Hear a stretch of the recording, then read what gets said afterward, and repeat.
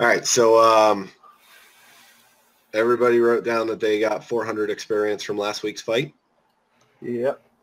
Yes. Okay, good.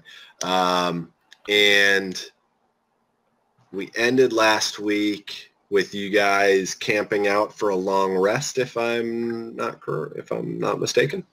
I thought it was a short rest. Yeah, because we rest. only wanted to take about an hour to rest. And That's right. That's right. So a short rest. And so, like, is anybody not resting during this period and standing guard? I mean, I'm pretty healthy and have all my spell slots and all that stuff, so I'll stand guard.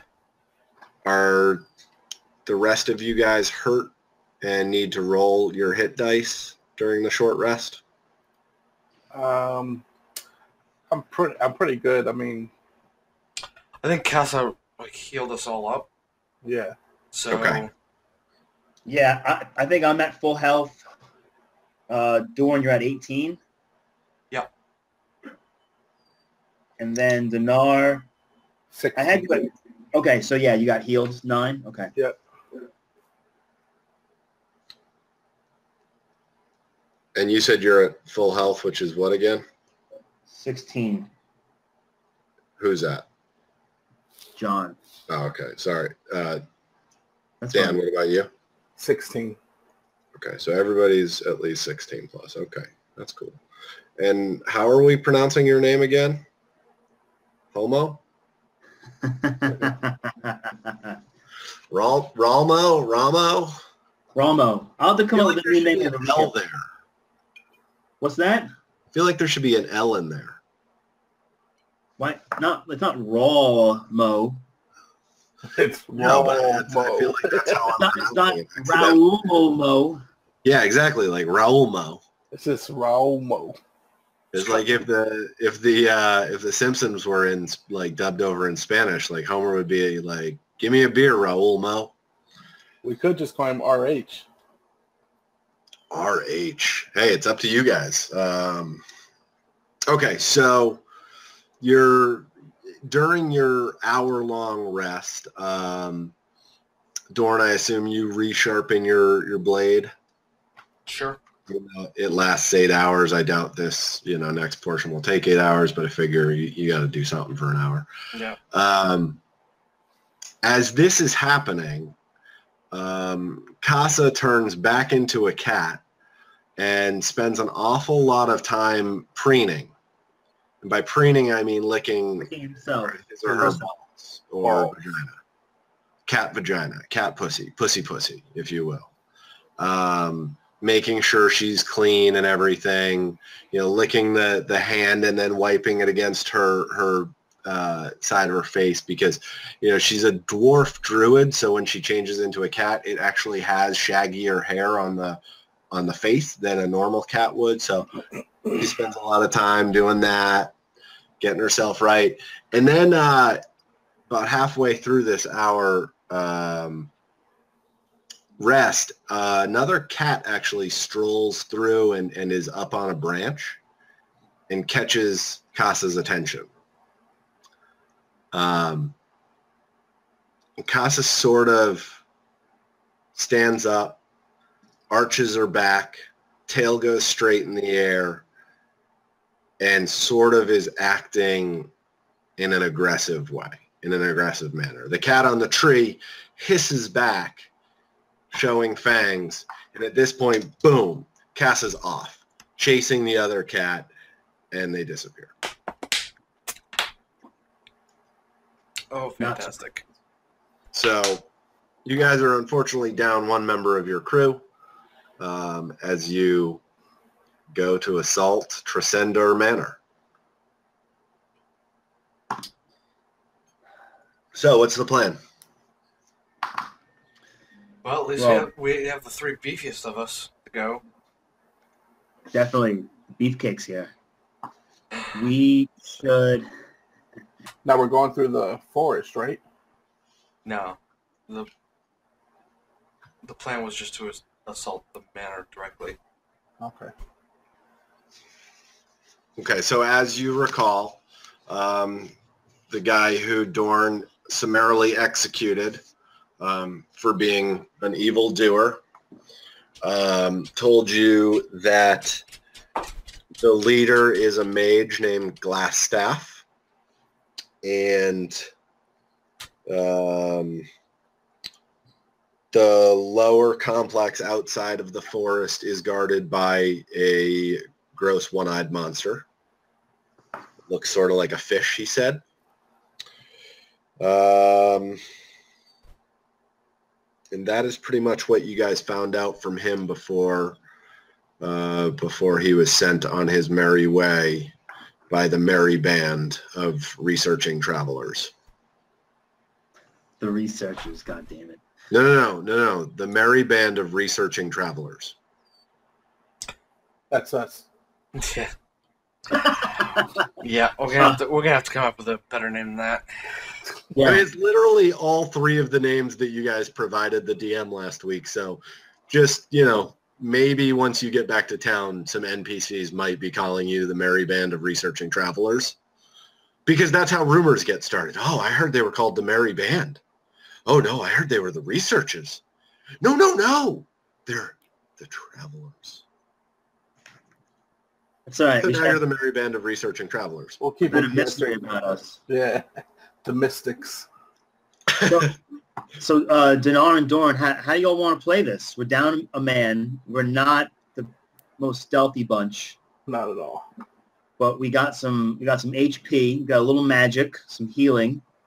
Do we want to try to go through the forest and then confront this monster, or go in the front door and fuck shit up?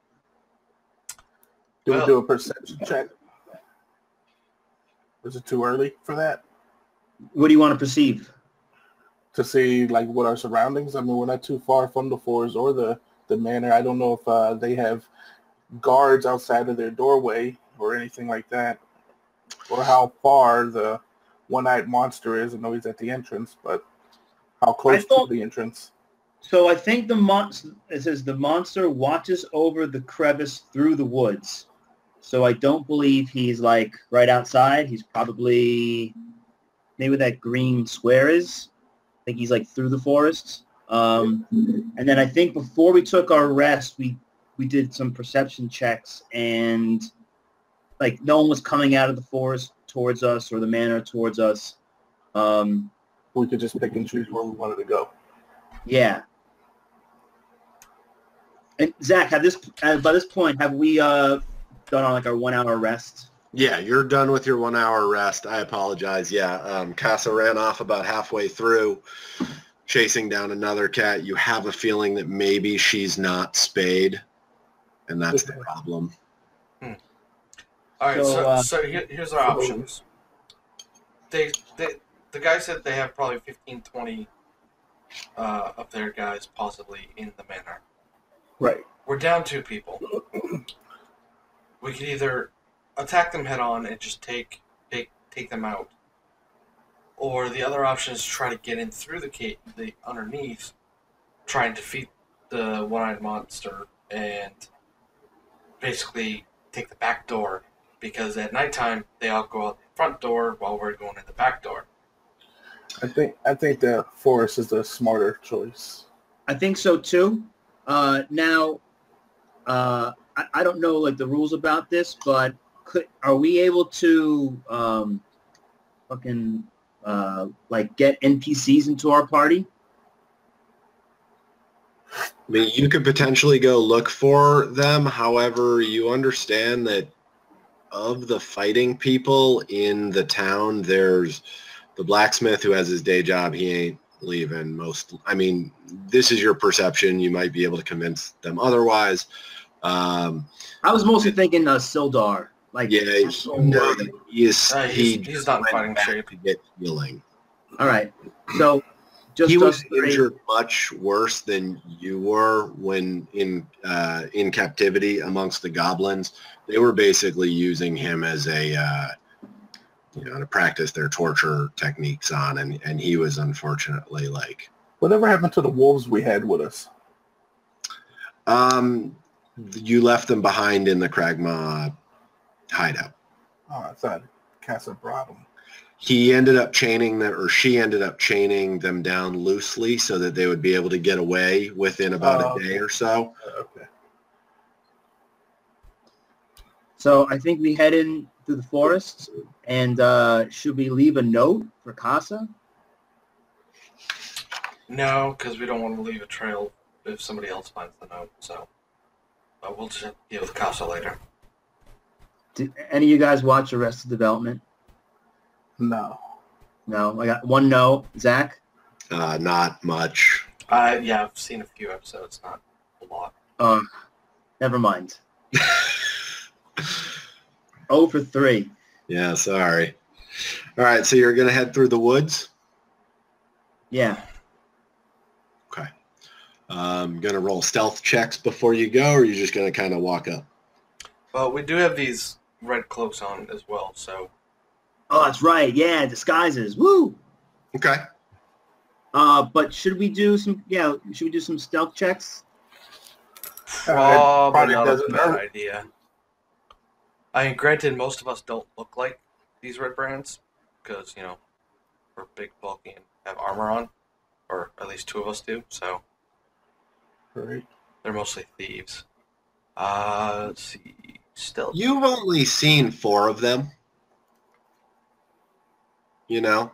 And you know one of them is a mage. You know the leader is a mage. So it's not far off the thought that, you know, maybe some guys with armor are new recruits. Part of the group. Oh, I'm not stealthy. Oh, I'm even worse. Did you get a plus? Do you have any dexterity or no? Well, my stealth was a +0. Oh, yeah. And there you go.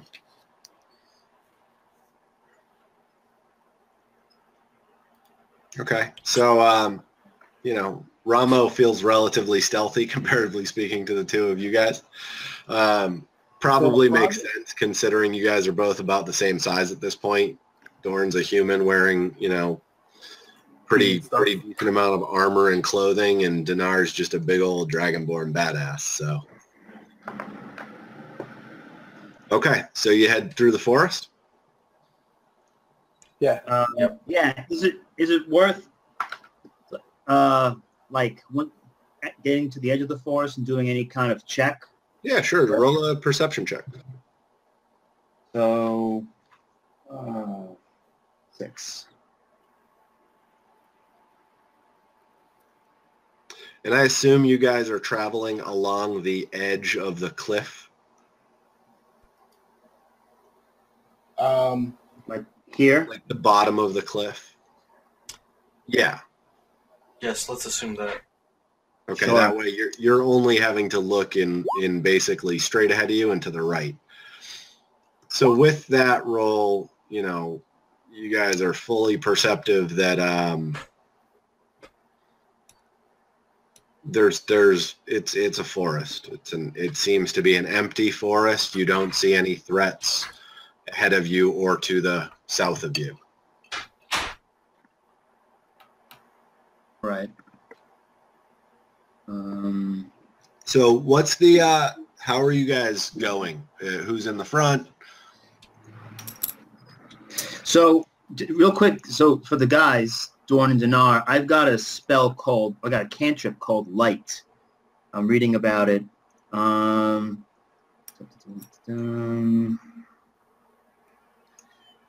Touch one object that is no larger than 10 feet in dimension until the spell ends. The object sheds bright light in a 20-foot radius and a dim light for an additional 20 feet and color it however you want.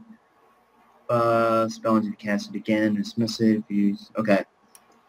So I don't want to ruin our stealth, but I do have a light spell. Do you want me to be up front or some shit? I'm fine with that. It is broad daylight at this point also. I thought it was evening. They say it's going to be evening by the time we get there. No, it's not that far. I mean, basically the manor is like up on a top of a hill in town. Like you can see the manor or the debris of the manor, what used to be the manor, from town. Like it's very close. So it was what, 2 o'clock, 4 o'clock? 4 o'clock. When you... During our So now fight. it's 5 o'clock. Okay. I mean, fighting does not not a lot of time passes in fighting, so it is not yet dusk. So it's still there's still a lot of, and this is also on the southern end of the cliff. If you were on the northern end, maybe, the northern hemisphere of Faerun, so maybe shadows would be different. But at this point, you're good. You feel that you're comfortable, that you can see everything. It's not dim light at this point out in the forest. It is relatively bright daylight. Okay. So I'm thinking, Doran, maybe you or I up front, since we have the highest armor class. Mm-hmm. I don't want to put Dinar up there because you got high HP but not a lot of armor. So do you have a preference one way or the other? Nope. If you want, I will go first. Can I give a suggestion? Yes. So Romo the Health rolled a 15 in stealth, whereas Dorn rolled a 5.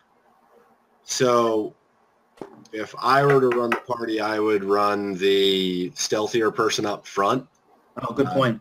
Probably by about 30 feet ahead in most situations, so that if you happen to run into something, they will be harder to see you, and then you can maybe signal back to the guys that not to come further. Yeah, that's a good point. Would my perception roll carry over as well? So I'm being stealthy and perceptive. Yeah, I would basically say that your perception roll is going to bring you through the forest. It's not like I said, you're not going on a 3-hour hike where you're, every mile or so you would want to make a stealth check or a perception check. You're pretty comfortable. Now, did you go with the other characters to the entrance before? Yes. So then you know exactly where you're going. So you knew when you were perceiving exactly what you were trying to perceive. So you're very comfortable that you know that there's going to be no issues from here up until that tunnel, basically. Okay. Let's do it, guys. Okay. So let's say that you've made it to the front of the cavern. Okay. And you are...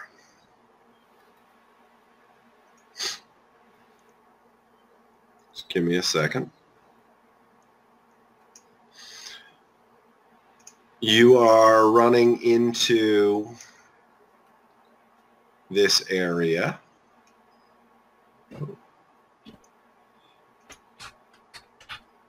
Did your screen change, I hope? It went black. Okay, there should be one area Bottom left. Oh, I see it now. that is not that case. And so I'm going to put the 3 of you here. Okay? I see it. All right. And so basically what happens is when you enter the tunnel, you look ahead and utilizing the same perception, you're not going to need to roll again for this. It seems to be about 100 feet straight ahead, and you guys have entered into it. You've realized there are no threats at this point. Included in that perception roll, you understand that this entrance is not trapped. However, there is a consistent amount of foot traffic back and forth. So you do believe, and outside the entrance where you were earlier, you do believe that there is normally a guard presence there. However, you feel like you might be currently at the turning of the guards. So what do you do? So let me move ahead.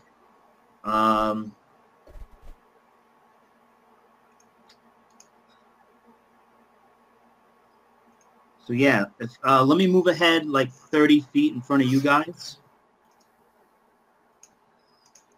Zach, you still have to move our character, right? Yeah. trying to change that. As Are you guys seeing characters right now? If you zoom out, Dan, like a lot, you'll be able to see the whole map, and there's a small portion of it that's available to you.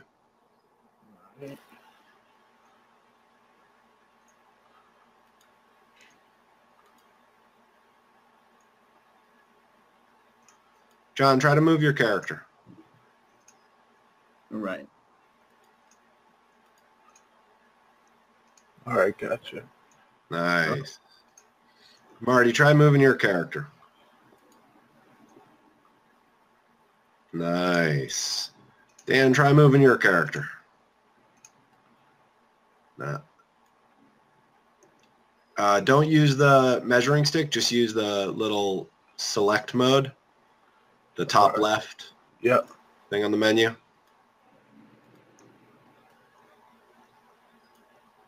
Don't turn yourself around, Ramo. Like, think I wasn't going to see that? No, all right. Okay, Marty. Yeah, now Dorn did it too. Great. Fantastic. All right. So I still want you guys to like measure out your movements when you do so. Just like I don't move across the map, but I'm not going to double check you. I'll expect you guys to own your shit, you know. Psst, that's our key to cheat. Right. What? Yeah, now you can. There you go. Listen, cheat on your girlfriend, not Dungeons and Dragons. Don't tell Peter Gay I said that. I won't. So just watch the video. Damn it. Peter Gay, I meant that for everybody except for John, because that's rude. Appreciate that. So let me start off. I'll move a little bit, 15 feet forward here. Okay. And then does that reveal more of the map? How does it work? Yeah. You're dead. You're dead. You ran across a trap and you're dead. Really? No. No. You said no traps. Okay. So straight ahead, you see a bridge and a crevasse, and a cold breeze fills the natural cavern, carrying with it the faint scent of decaying flesh. A crevasse divides the cavern and is flanked by two rough stone columns, which you can see one of them currently. Because this is currently now in dim light. So do you have dark vision? I do. Okay, good. So then you can see actually further out. Sorry, I apologize.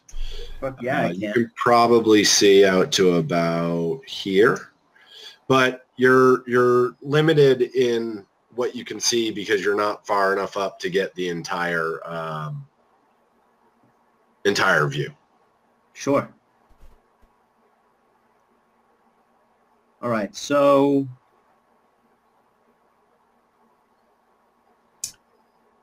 I would say I'm gonna move hug that wall and see if you can't see what's on the other side of the bridge. Yeah, I'm gonna move up to. If I move up to here, this is what you see. Am I still a little? Like I don't want to reveal myself to the left. So if I'm over here, would I still sort of be hidden? I mean, it depends. You feel like you are relatively well stealthed. How do I do these GM rolls again? I want to be able to hide my roll from you guys sometimes, you know? You should be able to. I can. It's front/GM roll.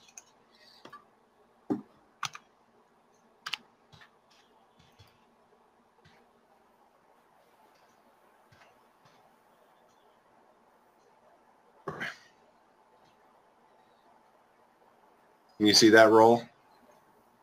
No. Good.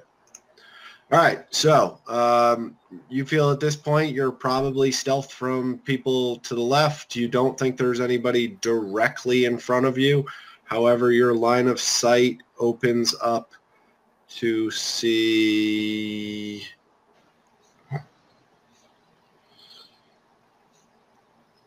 a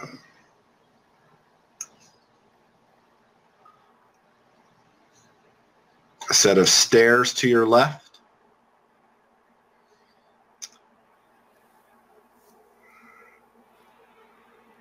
What's the stairs? Are you talking like,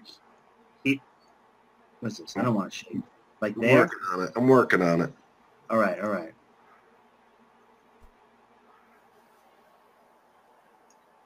There you go. There we go. Set of stairs downwards. Yeah. And to the right, you see a pathway that sort of looks like it takes a right-hand turn if you were to cross that bridge and then head back, sort of making a U-turn. Straight ahead of you, you do see the one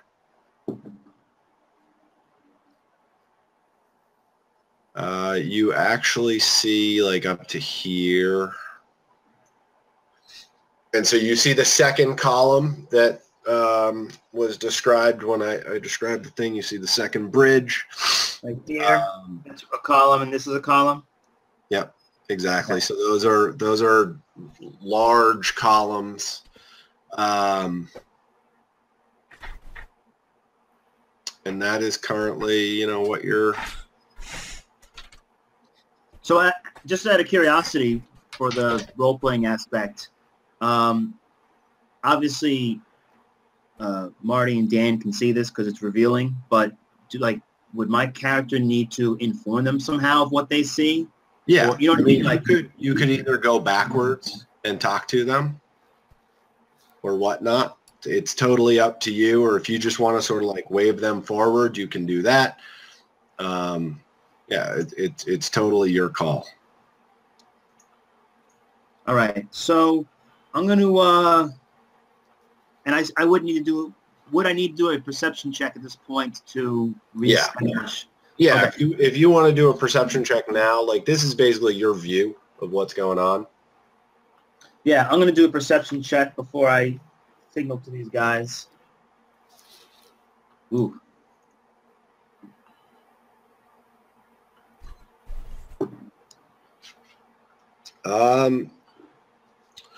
You aren't, you see what you see, basically. No change. Not much. All right. So I signaled the guys, Dinar and Dorn, come a little closer.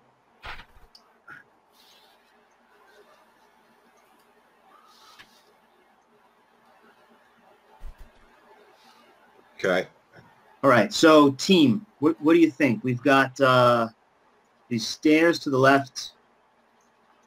We've got this sort of passageway over here to the right.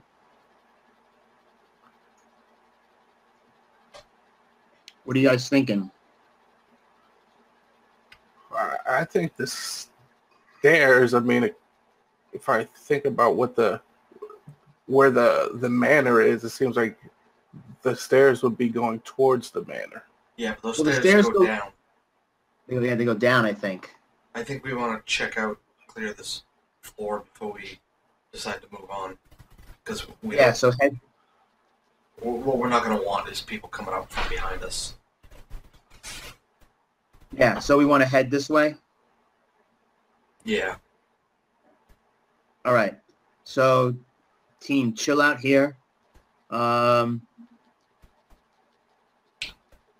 going to sort of move up behind this column over here and sort of look around. Zach, do I see anything new from sort of moving up over here?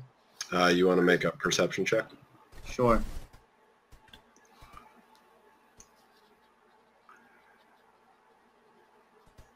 Is that good enough?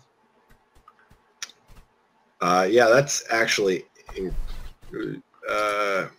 yeah. So break the game. Instead of what I first asked you to do, which is a perception check, I'm going to pretend I said investigation check. Actually, no. Perception check, you realize that standing right on the other side of this column is the monster you were told about. Okay. And you hear him. Like breathing?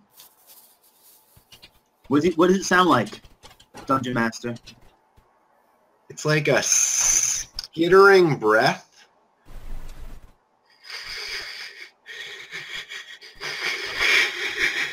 Like a stuttering breath. Gotcha.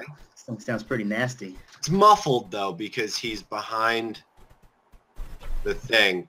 And so at this point, I need you to make a saving roll of Constitution. Constitution saving throw. All right.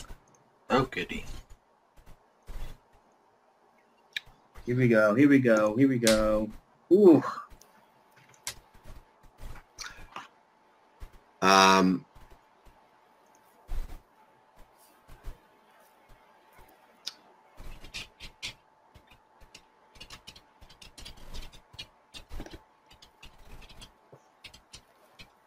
Sorry, my bad. Wasn't supposed to be Constitution. It was supposed to be Deception. So what's your plus for Deception?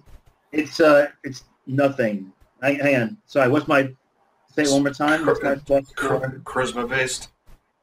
Yeah. Yeah, but Deception specifically, it's not even a saving throw. It's actually a contested Deception throw. All right, so I don't have any modifier for it, so... It's a 9. Yeah. Okay. So the Nothic, which is what you realize it is, now that it is impeding your thoughts. Not just impeding, it's in my head? It's in your head. And it's something that you've felt before, but you don't know where. You have a deja vu feeling. Oh, shit. So this is something that maybe your character will start to think about in the future. Okay. When were you previously probed in the mind, if it will? Yeah. What is this monster? What's this thing called again? It's a Nothic. How do you spell that? Nothic. And you hear these crazy thoughts along with the breathing. But what you're hearing isn't, you know you're not hearing it through your ears. It's almost like you're thinking it. Oh, shit. And it's, what are your secrets? Tell me everything. What are your secrets? Tell me your secrets. What are your secrets? Why are you here? What do you want? Why are you here? Why are you in my home? What do you want? What do you want? What do you want? Why are you here? What do you hear? What do you hear? What do you hear? What do I hear in your head? Oh, what do I hear? What are your secrets that I hear?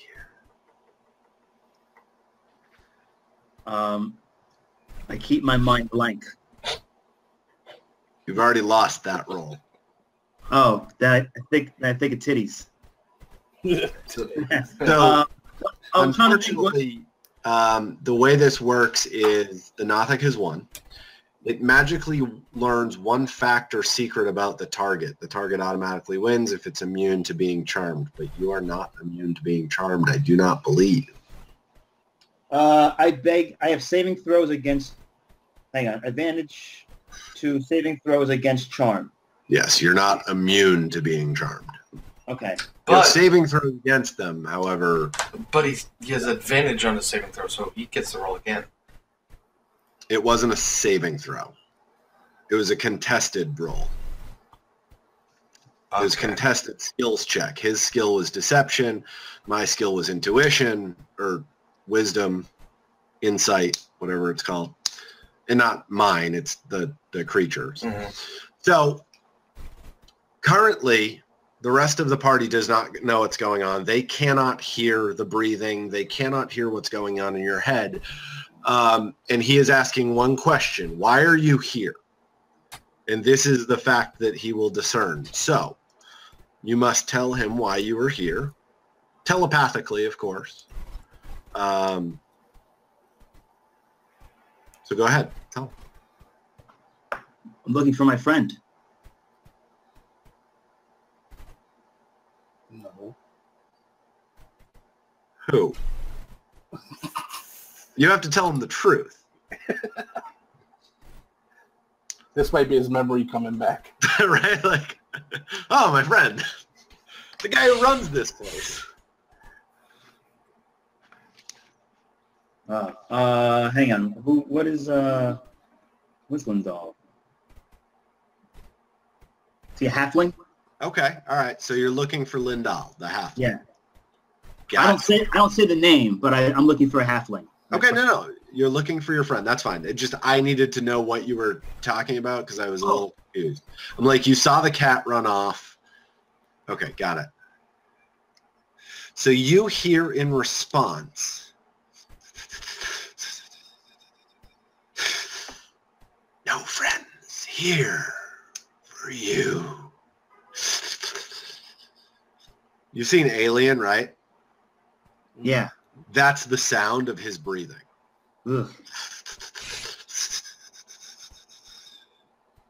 No friends. Only flesh suppliers and enemies. Turn back. Can it be the alien's face too? Because all I'm picturing is yours, and it's even more disturbing.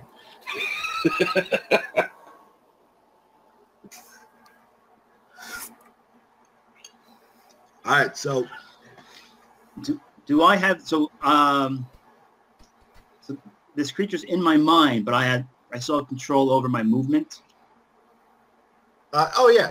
It literally, it has discerned one fact from you, one secret, and it was a truthful secret.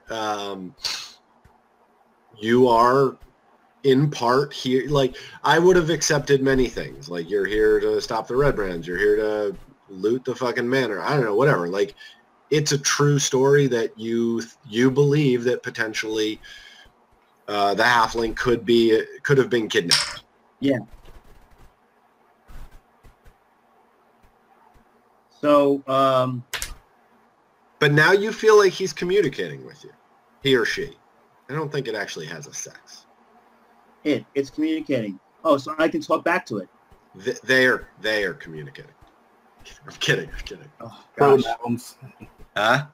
Pronouns. Yes, exactly. Can I ask what its name is? Yeah, I mean, go for it. What's your name?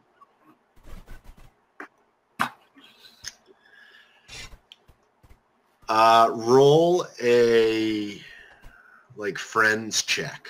What's your thing that you think would be best for this? Like something along the lines of charisma. I know you love the mayor, so maybe he's like the fucking mayor of the crevasse.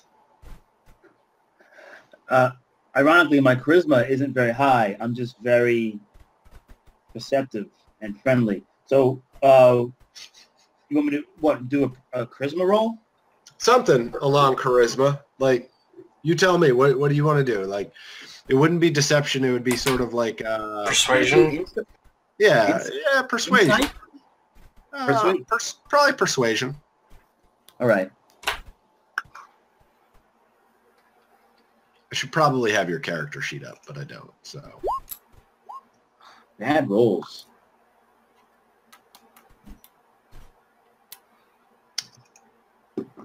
Why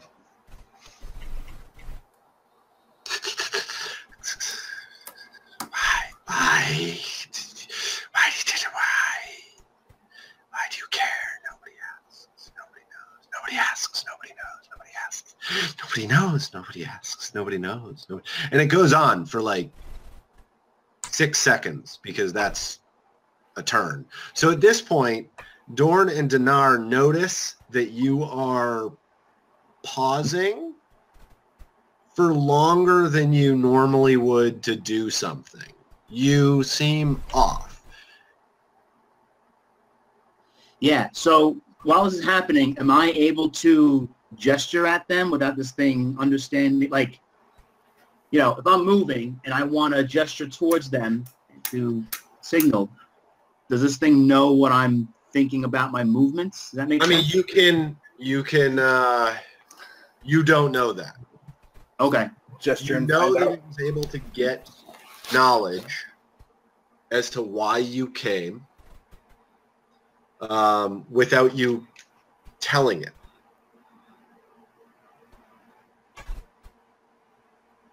Because without you, so basically instead of him asking and you answering, basically what happened was you heard in your mind, like, why are you here? Why are you here type stuff. And without telling him, you absent-mindedly thought of your friend and you came for your friend. Okay. And then you heard this response, like, no friends here, no friends here. Like, that, only death, like, turn back. So, like, you know he's in your head, so you don't know whether or not he would be able to discern something like a hand gesture or a signal. All right. Well, you kind of answered my question, like if I was talking with it or it was reading the thoughts I was having. So, okay. But once you realized he was in your head, you then asked the question in your head. Yes.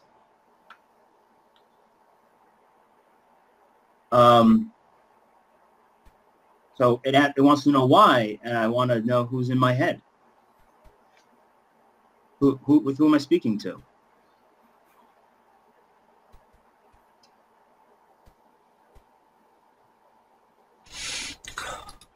If he's taking long.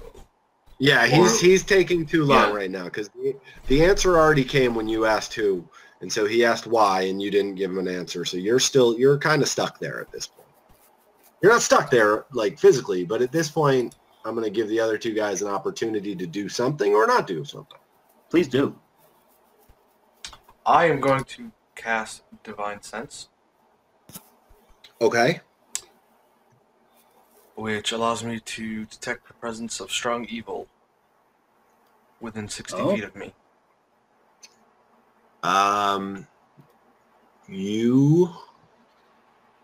Does it have any further description of that? Yep. Registers on your senses like a noxious odor, and a powerful good rings like heavenly music in your ears. Okay. You're already smelling decaying flesh, but something else enters your senses. It is not the worst smell you've ever had. It is not the smell you had in your past when you were on death's doorstep. Okay. Would it still be considered a bad smell or a good smell? Well, the way your spell description was read is that evil would be of a noxious smell. Yep. It would be of hearing angels sing, right? Something like that. So you're saying it's an odor, so therefore evil. But it's not something that is... It's not a powerful smell. Terribly... Yes, correct. Okay. So at least we know there's something within 60 feet of us.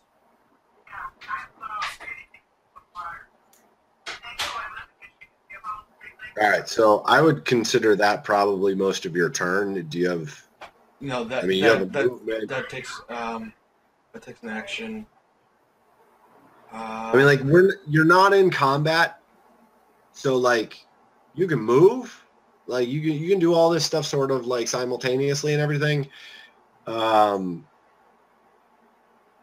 you know, consider it a move, basically. All right, well, I guess I'm going to...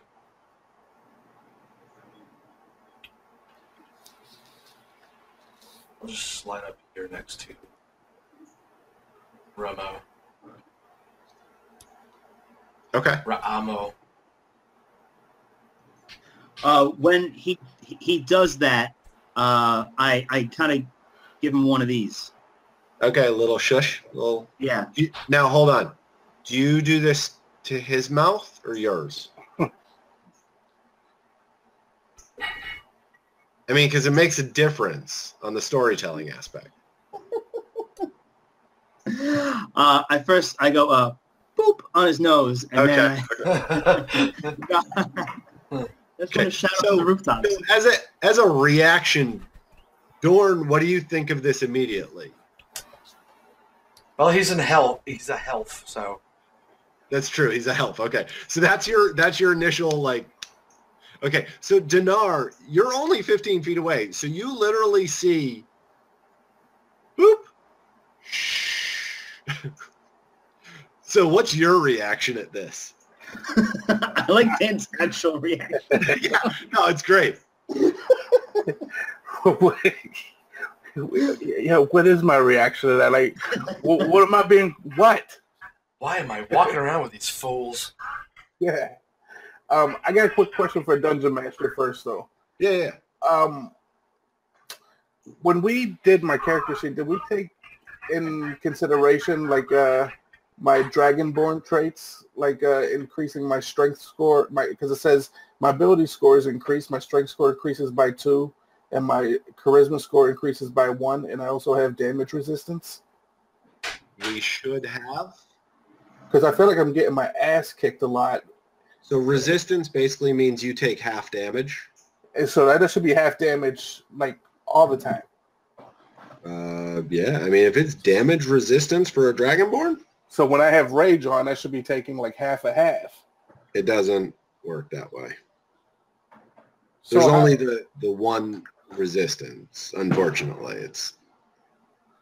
So are you saying my Rage doesn't even... If you're not rage, no, your rage helps you attacking, right? Because Okay. it adds extra damage. All right, so I should always take half damage than if I have damage resistance. Right. So if you're not raging, you should still take half damage, I guess. I haven't, to be honest, read the Dragonborn description in a while. And it says my strength score should be increased by 2. Yeah, I believe we did that when we made your character, but we can go back and look at it, but. Yeah, just because I'm confused because it says my charisma is increased by 1. No. So your damage resistance is, if you read it, it has you have resistance to the damage type associated with your draconic ancestry. Right. Not ancestry. I'm sorry. I almost said ancestry, which would have been fucking weird. So you are, what are you? You're a gold? Are you gold? Yeah. You're gold, right? So it's fire. So basically, anytime you take fire damage, that would be halved, which does not count for rage because rage is only against slashing, piercing, bludgeoning, right? Okay. Slashing, piercing, bludgeoning. So I take half resistance against fire. Fire, correct. So Gotcha. like if somebody shoots you with a fire arrow, you get half damage resistance to the piercing damage and half of the fire damage. Because the way that would work is like the arrow roll would be like a D4 or a D6, right? Yeah. And so you would take half of that damage. Okay. Now But what about fire damage on top of that would be a D4, and then you would take half of that damage. Got it. So if it was 6 plus 4, you would end up taking 3 plus 2. Correct.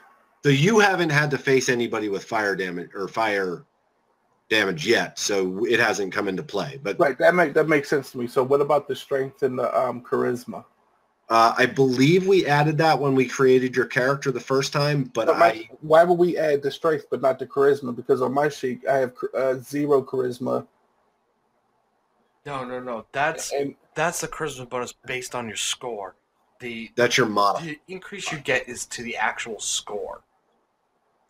So the higher number. So if you rolled a 16 for your ability score of strength, you would add 2 to that, and it would become an 18.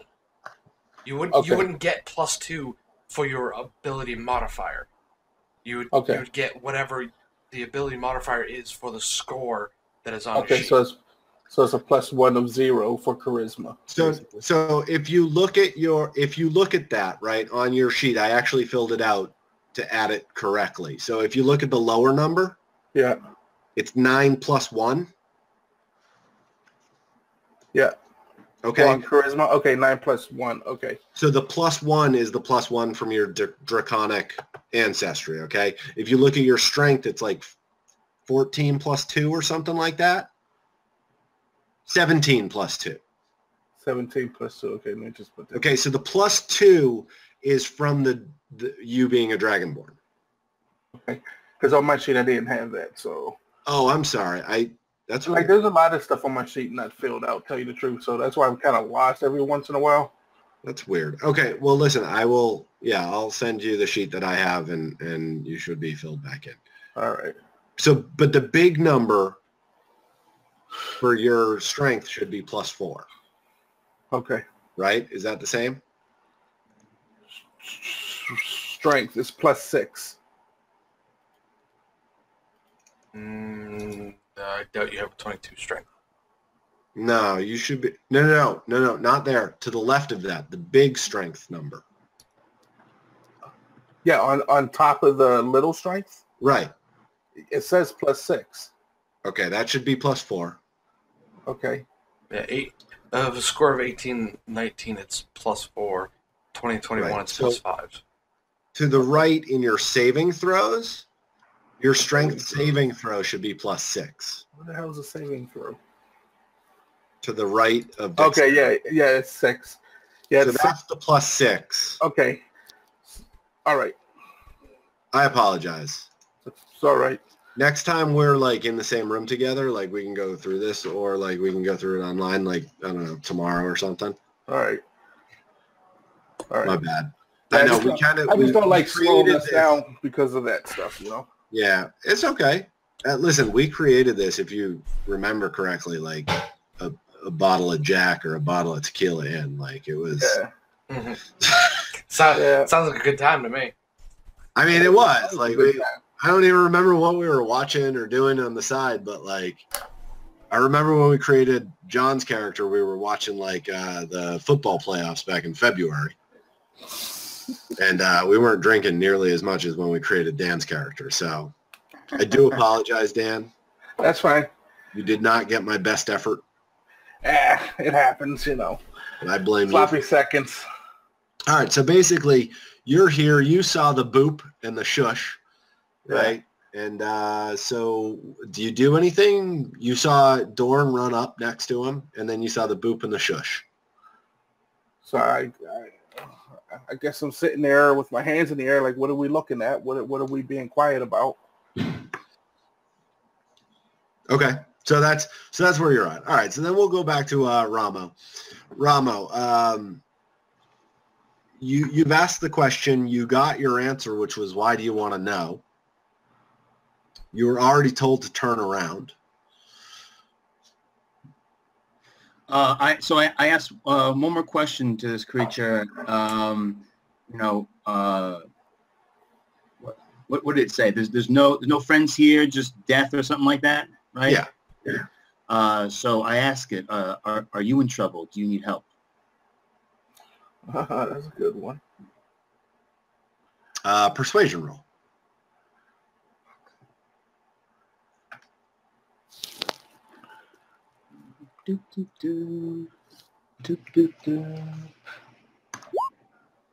Man. Don't worry, these rolls will count when we need them, guys. So you hear the breathing again. That's. Are you here to offer a better offer?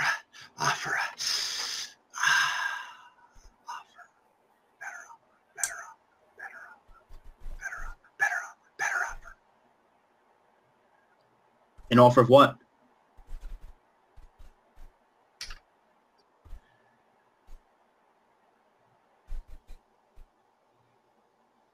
They feed me.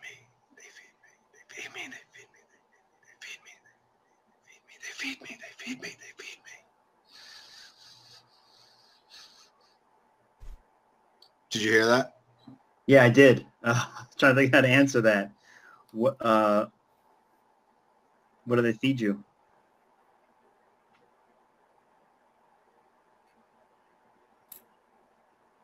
What I desire. Which is?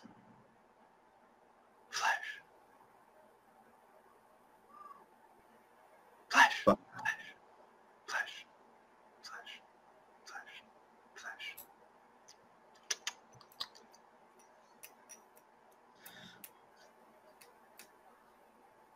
Which kind of makes sense to you because as you walked in, you sort of smelled rotting flesh. Yeah. So, let me think. I don't want to do this.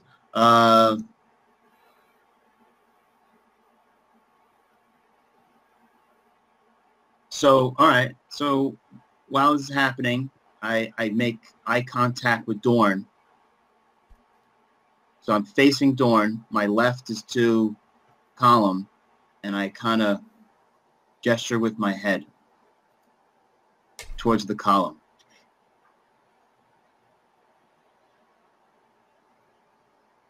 Okay. So Dorn, at this point, you hear the breathing. Mm-hmm.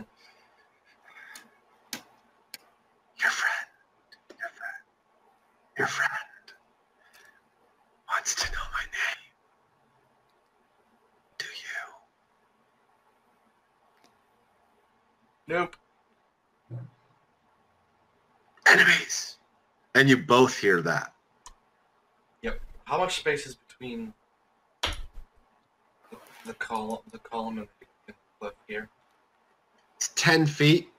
It looks like 5, but it's 10. That's the gap of the crevice. No, the gap. Yes. Oh, I'm not looking for the gap of the crevice. I'm looking for this gap, this space right here.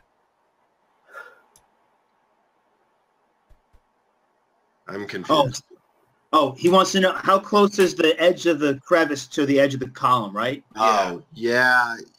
You probably can't fit. All right. It's close. It's like maybe 2 feet, but it's tough. Okay, so if we're going to attack this asshole, we're gonna have to go around. Yep.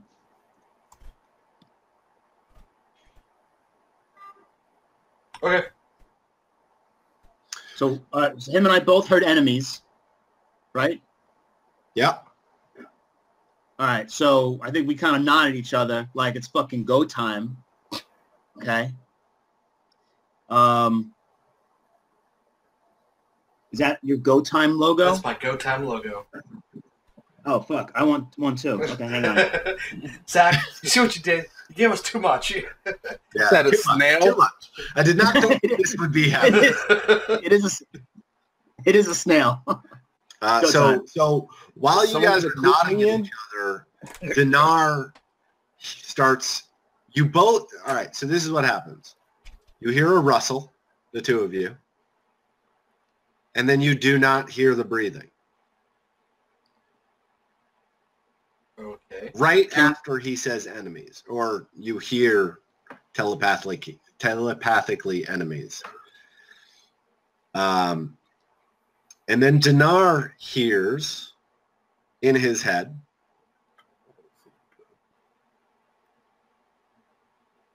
I cannot win. Yet your friends attack. Your friends cause pain. Yet are they not the trespassers? You hear no breathing, though. But they're not attacking.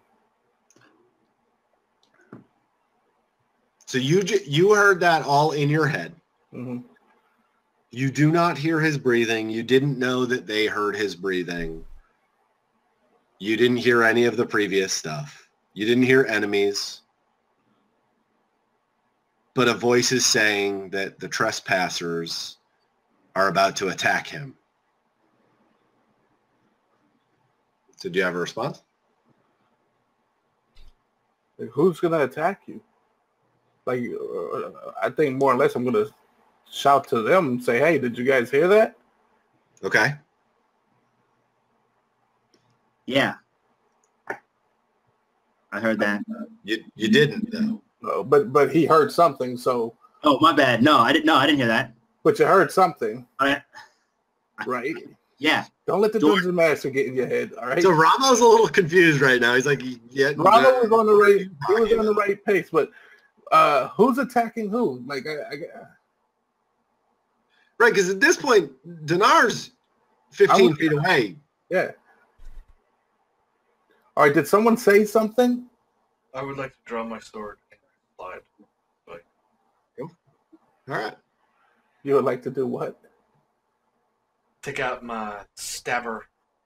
My stabber? long stabber. Okay, so as Dorn moves and takes his sword out, Dinar hears again, "You see, they attack me in my home. I am but living here." Who says this? Who is saying this to me? Are you saying that out loud? Yeah. No, I'm saying that to you. Yeah, I'm not saying that. I'm not screaming it. I'm saying it to the voice in my head now. So are you thinking it or are you saying it? I'm thinking it, but my mouth is moving as well. Okay, that totally makes sense. Yeah, it's good. I am a monster like you, but I mean no harm.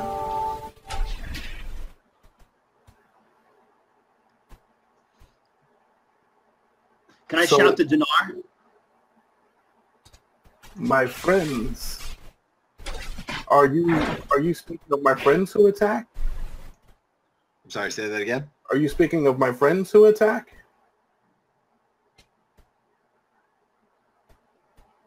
The skinny pale ones with swords drawn. They attack. They attacked me in my home. I was here first. All right, so do you guys have your swords drawn over there? I'm saying that out loud. Well, you could probably see me running around the column with my sword drawn and my shield at the ready. Drag it out. Dorn is in full battle readiness. All right. I was going to draw mine in kind of like a defensive type, like I'm ready to go, but. All right, well. But did you or did you not? Like. No, I did. I mean, I didn't draw it aggressively. I drew it defensively. Okay.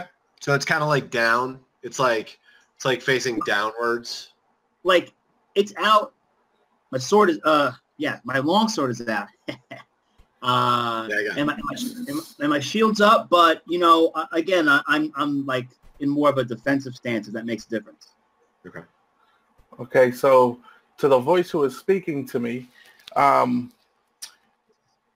don't believe my friends are going to attack. I think they're in defensive mode. Did you do something to them? Dorn, roll a deception roll. Deception.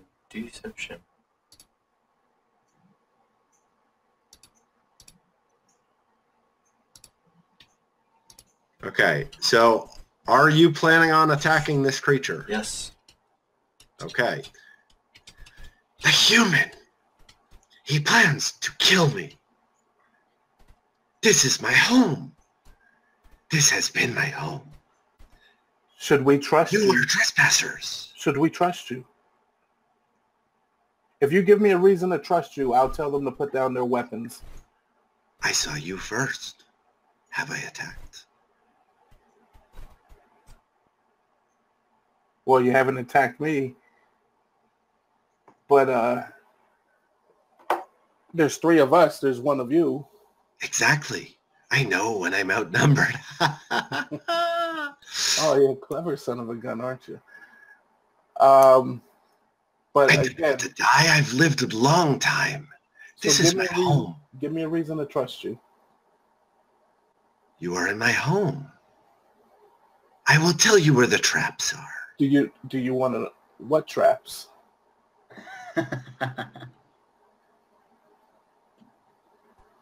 You will not attack if I tell you where the traps are. Do you want to know why we are in your home, first of all? I already asked. Can I? And see, and found, and you are here for your friend. So you've already spoken to them. There are no friends here. So you've already spoken to them the way you've spoken to me. So no friends. I will be your friend. Do I see this guy or? No. All right. You want to roll a perception check? Yes. Go for it. Perception. Interesting.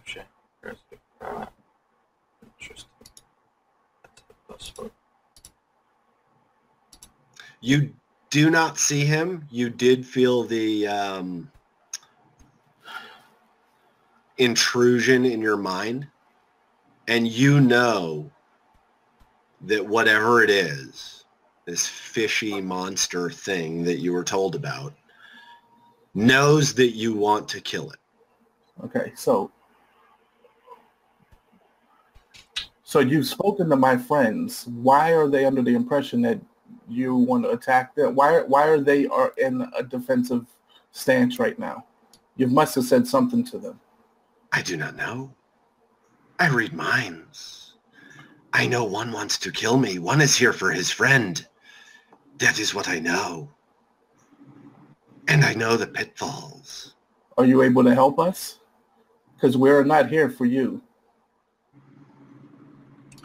I'm going to move here.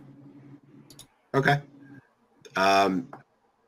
Dinar, roll a deception check. That's a deception.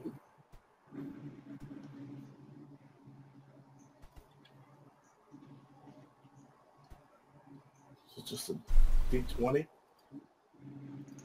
Plus whatever your deception is, which I wouldn't even worry about rolling it because you're going to be at 3. So he believes you. You think he believes you. And he says, then why are you here? I am not your friend yet. And yet that is who your friend seeks. We are not here for you. We are here to, we're using this as a throughway to our destination. What is your destination? What would that matter? Oh, I thought you asked for help. I did ask for help. If you don't want my help, it's fine. Well, have you ever heard of the Redbrand? Of course. They employ me. They feed me. But I was here first. So you do their bidding? No. I stay in my home. I stay in my home. Well, we are looking for the Redbrand and heard that we can find a passageway to their manor through these woods, through this cave. And that you have. You are here. Here you are. So say we have no problem with you. Why do your adventure mates still brandish arms against me? They probably... Noticing that there's no reaction from Dinar and nobody else is really following me, I'm going to sort of half yell at them and say, yeah, guys, we're here for a reason. Let's stop conversing with the evil entity and move forward. Well, you don't know he's actually talking to him. Well, you have no idea. He talked to me into my head, so I can only assume that he's talking to them in their head as well. Okay. And that's the whole reason why they haven't moved yet. Yeah, so Dorn shouts and kind of snap out of it a little bit. And I look at Dinar and I motion that we should follow behind Dorn. And I say I look at you like this, 1 second.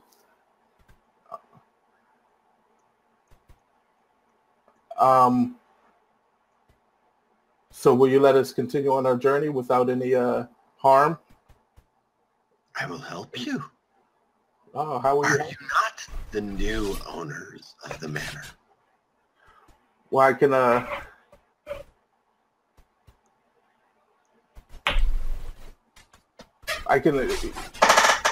go over to.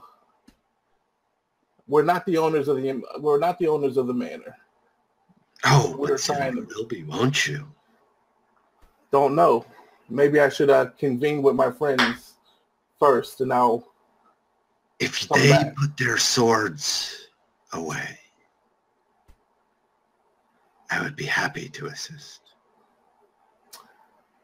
I don't know if that's. I don't know if what they'll do that at this point. You know. Let me go talk to them first, and I'll figure out what the deal is. All right. I'm moving up to here. Well, See what I can see. okay. Give me a second so I can open up some of the screen.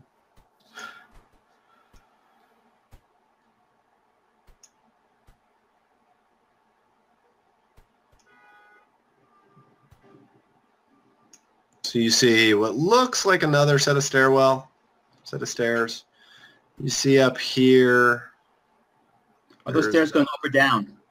What? Is that new set of stairs going up or down? Same as the other one. It's going down. Okay. And then off to the north, you see a light.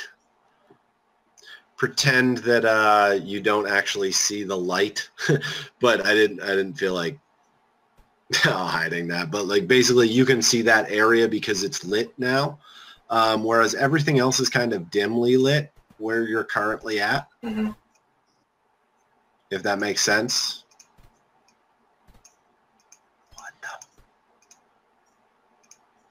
So hang on. So I'm going to come up by Dorn, and so Dorn, I'm going to, now we got a moment alone together. Yeah. I need an What do adult. you think about this monster? I think Dinar is having a conversation with that thing, whatever was inside our heads. What do you think we should do about it? All I know is that I wouldn't trust anything that it says. Because it's an evil entity. And we're in Redbrand territory, so I don't really trust anything in here. Same. We got to get Dinar up here with us. Yo, Dinar. So as you guys are talking, you both telepathically hear. I was here first. Redbrands are humans. Short-lived. So you have a problem with all red brands? You don't hear this. I don't hear it? No. They hear it. Just to the other two. Because now they're having conversation without you. All right. So as I don't hear the voice anymore, I start to work my way up towards them. Okay. Because, yeah, you had already told him that you were going to talk to your friends anyway. All right. So that's going to probably take you like 2 turns of conversation basically with this guy to get there. All right. And so he is explaining to Dorn and Ramo that this was my home. You can move your character there.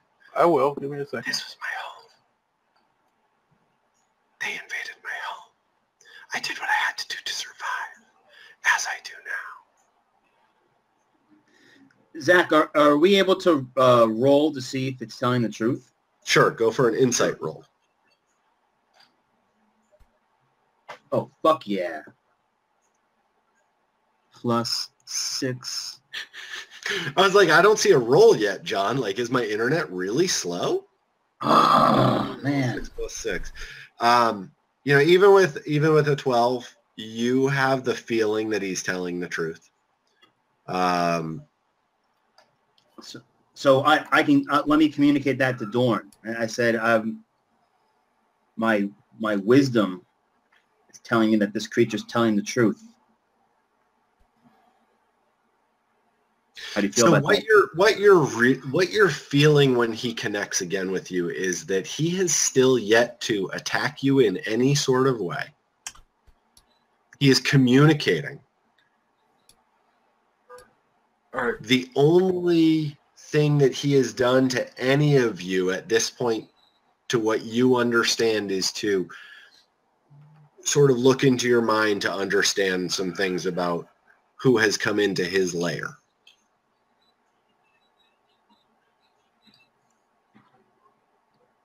I ask it if it would like us to remove the Redbrand from its home. I would love that. Who hears that, by the way? Just me? Just you. Unfortunately, none of you are very telepathic, so you cannot communicate to the others in your group telepathically. If you wanted to... Has Dinar joined us up in the cave yet? Working on it. By the end of this conversation, probably. Yeah, so I just wanted to know at what point I could tell them what I just heard. So yeah, go for it. I mean, at this point, if you speak out loud, they can hear you. Okay. I mean, Dorn, obviously, Dinar is close enough. He's only like 20 feet. 15 feet away. All right. 20 feet away. So I tell the guys, so guys, my wisdom's telling me that this thing is telling the truth about this being fuck. What did it say? What was the truth about this being its home, and it's not going to attack us or some shit? I forget what it said to me. What is it? That was your insight. That wasn't your, like, he didn't say I haven't attacked you, but your insight tells you that he hasn't attacked you yet. From what he tells you, he will help you. You believe that. He wants us to clear out the Redbrand from its home. And I think with three of us, if we could avoid a fight, it might be in our best interest. How do you guys feel about that? If he shows himself and talks with us in plain tongue, then I will stand down. Do a deception check.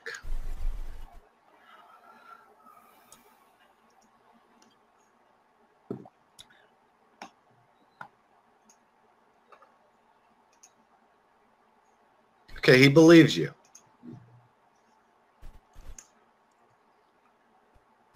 Hey, Zach, out of curiosity, are you trying to hide these rolls?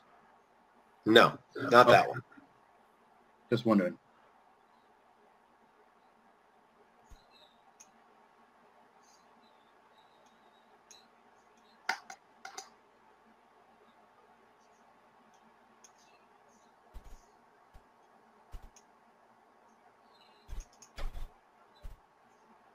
I'm willing to listen if he has insights to give us that proves to be true. Dinar, you're up there by now. All right. I will relax my stance, but I'm not going to sheath my sword. Just sort of keep it by my side. Same. All right, so you guys see him. He's across the valley, crevasse.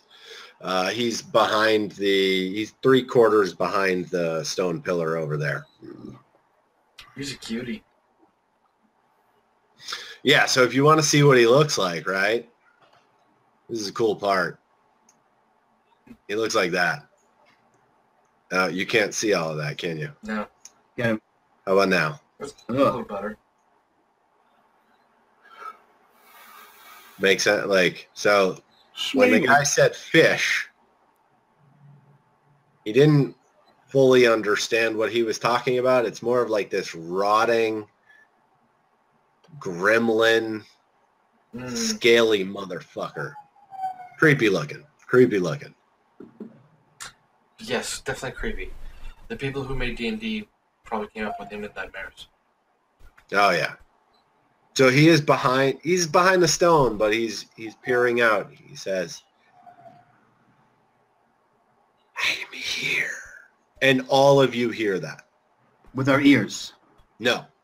Oh, in our heads. Yes. Gotcha. So at this point, just as a sort of a pro tip, you should probably communicate verbally to him. because he is communicating to all of you, because otherwise you guys won't know what you're telepathically communicating to him. Mm-hmm. So like Dorn could be like, I'm gonna fucking kill you. I'm gonna fucking kill you. Right. You never know. Yeah, What do you want? I want to ask him what he wants.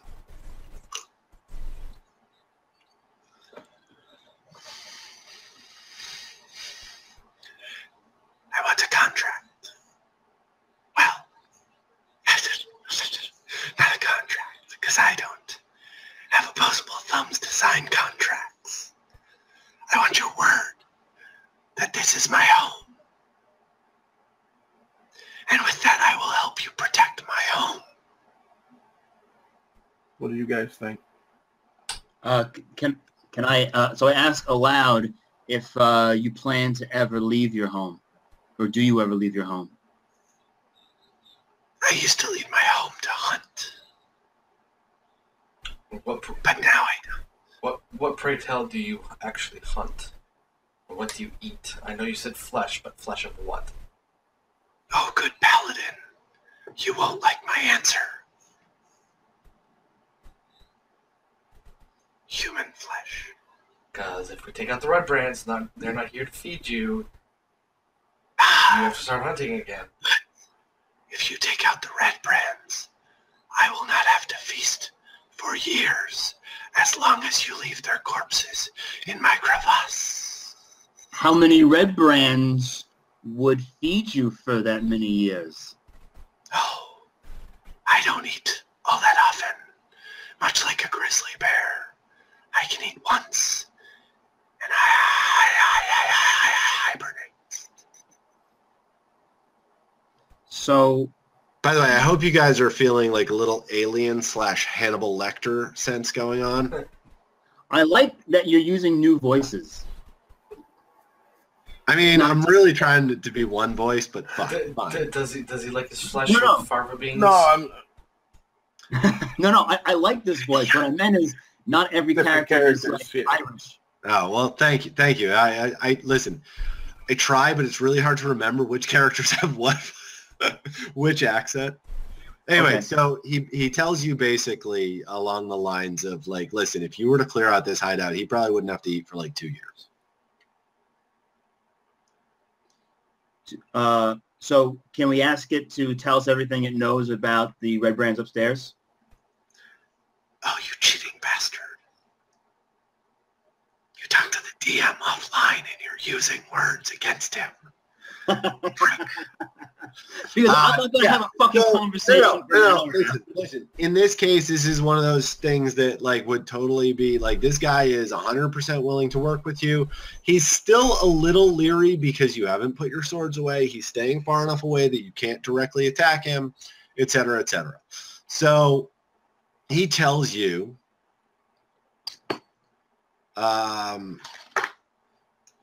he tells you about the 3 Redbrands in the storeroom at the front. He tells you about the 2 Redbrands guarding the prisoners in the jail cells. He tells you about the 4 Redbrands who usually end up drinking and gambling about this hour because they're supposed to be watching the keep. But then he says, what you really want to know is about the leader and his faithful minions. Oh shit, what's this about? What are these minions? The human mage has 2 bugbears working for him. Bugbears. Tasty bugbears. Okay. They're just down the stairs to where you first encountered me. To the left, in the room, with the miserable, puny goblin. Did it say beauty goblin? Puny. Oh, puny. Oh. And what's down the stairs right behind us?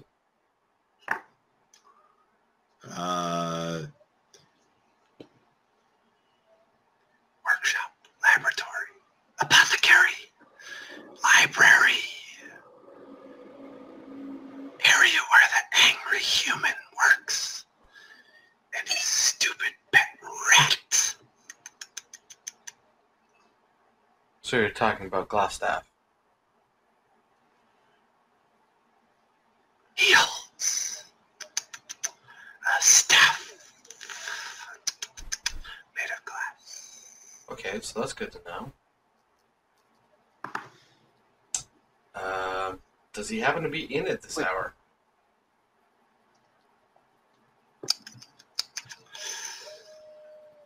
Probably sleeping in his room behind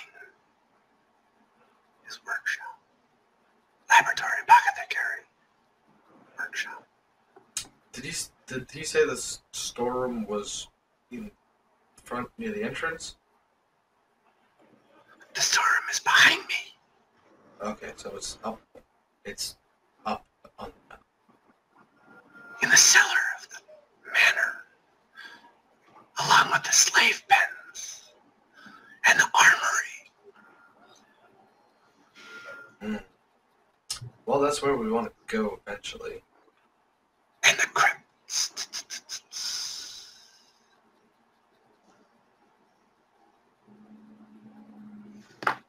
Well, guys, my suggestion would be in order to confirm whether or not he's lying to us, to go back down to the left, take care of a bugbear.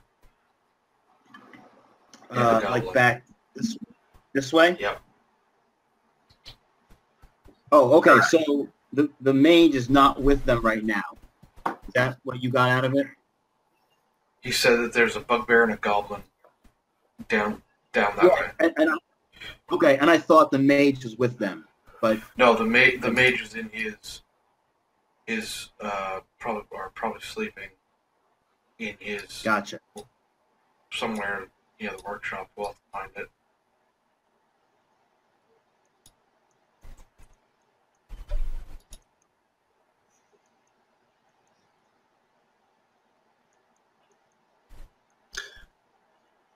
All right, so we want to head this way. You still don't believe me, do you? Not as of yet. We'll find out whether you're telling the truth.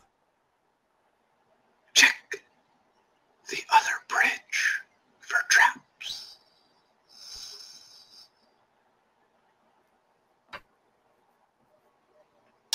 Okie dokie. So before we go to the right over there on the bottom, we'll have to check the traps. What's bridge here? Yes, now the bridge in front of us. All right, and then Dorn, did you ask what's back here behind us? Yeah, that's his workshop. The mage's workshop. And then apparently he has some sort of room that he sleeps in beyond that. Yeah. By the way, Marty, next time you come by or talk to Susie in any manner, I want you to say the word room, because you and I say it the same. It's room. And she's like, why don't you say room? And I'm like, well, because you can't see it anyway with your slanty eyes. Just kidding. It's okay because I date an Asian girl. It's fine. God, I'm glad nobody watches my YouTube channel. Just saying. Yeah. So I think before we head on our way, I'll ask the Nothic what it will do while we are in this room down here with the bugbear and all. Do you ask this out loud? Yes. Okay. So he responds to everybody. I will stay here. I am not as heroic as I make myself out to be. I will not fight them with you. But I will provide you the service of tour guide. Will you? I do this for my own safety. All right. If you lose, I must be able to feign. Yeah, ignorance. So my last question is, if you see any Redbrands, are you going to tell them that you saw us? No. Do I still perceive it to be telling the truth? Roll an insight check.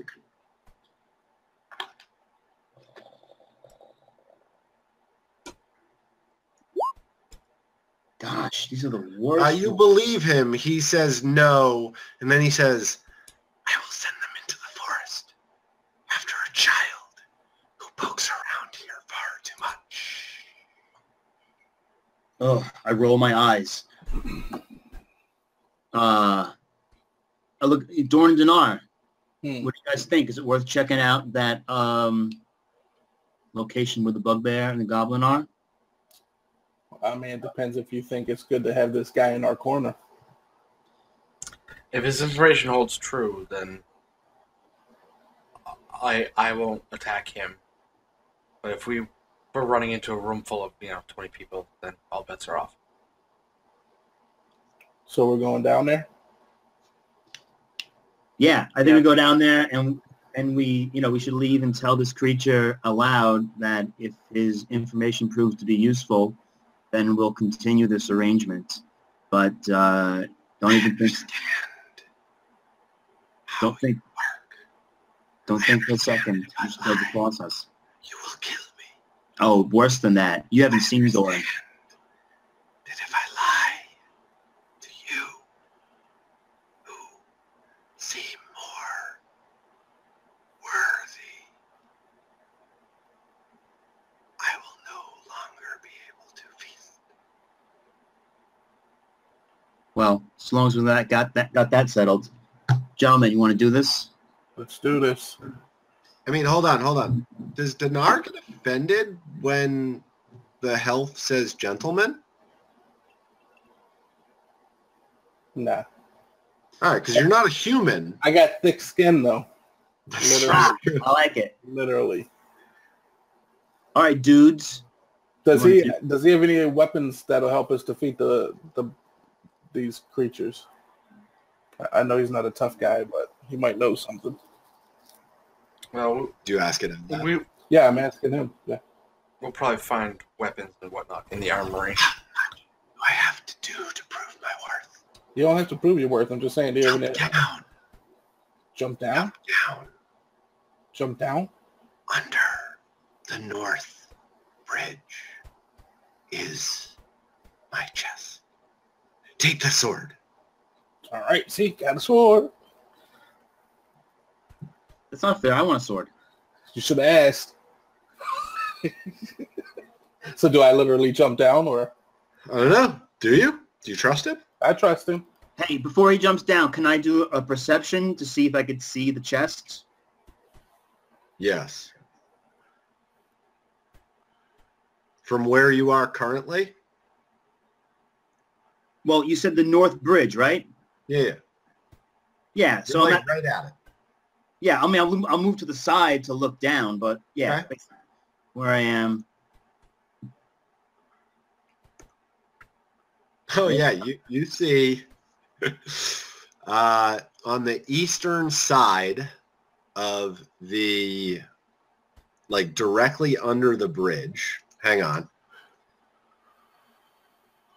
Right there. Do you see it? Yep.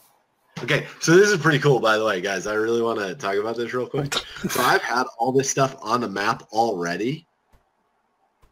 Just all I had to do is like right-click, put it into your view. I'm so glad you haven't seen all this yet.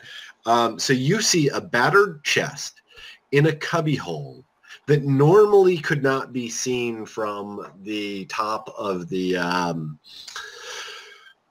bridge. However, since you were told, you got a +10 basically to your roll, and you rolled a 24 as it was. So yeah, you see it. It's basically about 6 feet high, in a little cubby hole, that has been, dug out of the wall of the crevice.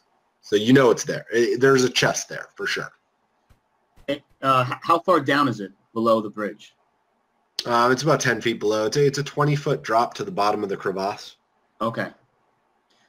So, Dinar, you see this thing over here? I only see the green box. Yeah, that's where you don't actually physically see it. I see it.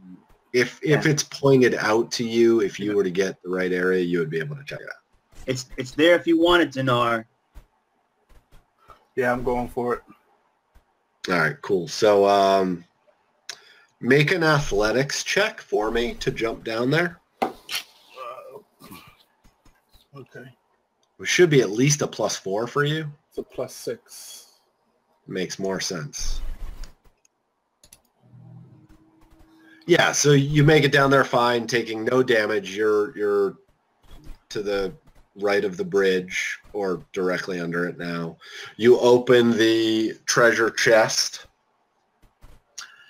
and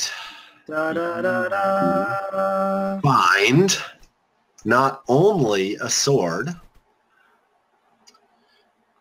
but you also find a bunch of gold, a bunch of silver, some greenish colored gems, 2 potions. Damn. You're not sure what they are. Am I going to be able to carry all this? And, well... Remember, he offered you the sword, not his life savings. Exactly. And sort of as you're thinking that, am I going to be able to carry this? He says, take the sword. All right, I take the sword. We will barter upon your completion of clearing my house. Got it. I'll take the sword. How strong is this sword? What kind of sword? This sword is a +1 long sword. So it's +1 of what I already have? So it's just a... Hold on. I'll tell you what a +1 means in a minute. It's a +1 long sword in a silver chased scabbard. And if you'd like, you can try to make a history check on it. Sure. It has a bird-like shape on the pommel as you're looking at it. Okay.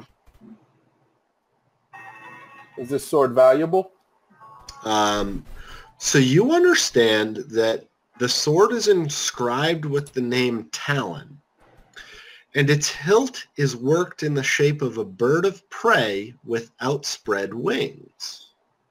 It once belonged to a great knight named Aldith Tresendar, known as the Black Hawk.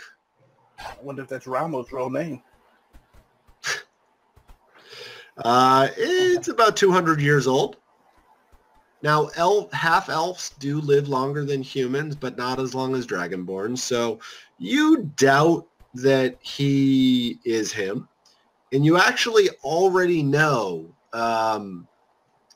maybe you picked it up like when you were at the tavern the first night and you heard the farmers talking because you weren't really paying attention to the other guys in your group. Yeah. But you heard about the stories of Sir Aldith Tresendar, the Black Hawk. And he died fighting off the orcs that attacked through the hidden caverns below his manor. And Talon had been lost here until now.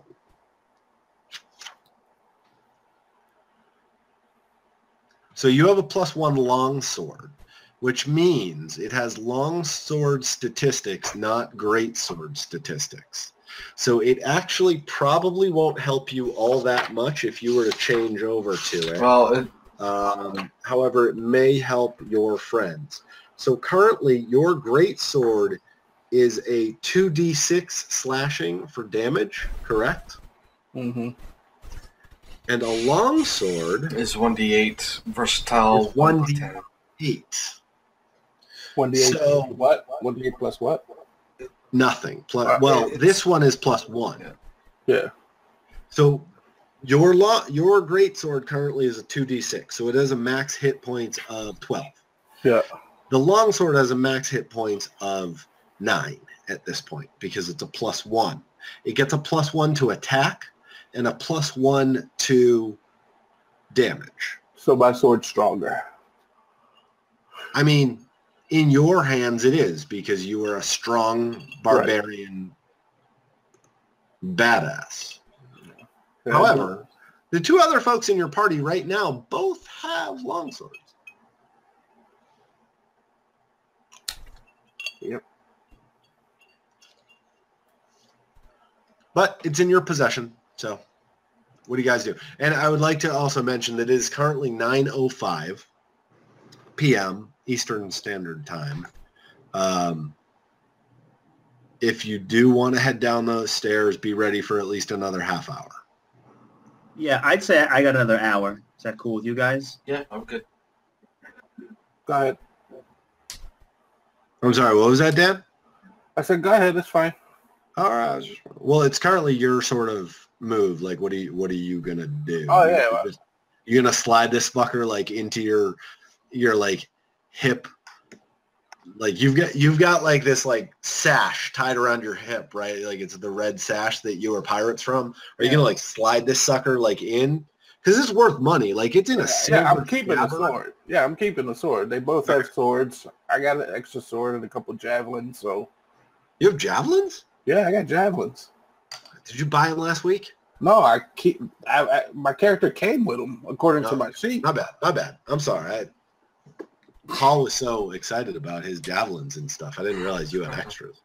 All right. So do you hop up out of the cliff, out of the crevasse? I do. Okay. So you hear in your mind only, so you don't make a fool out of yourself, go to the north.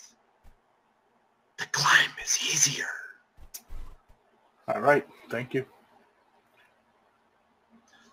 So you head to the north, I'm assuming? Yeah. All right. He did not lead you astray.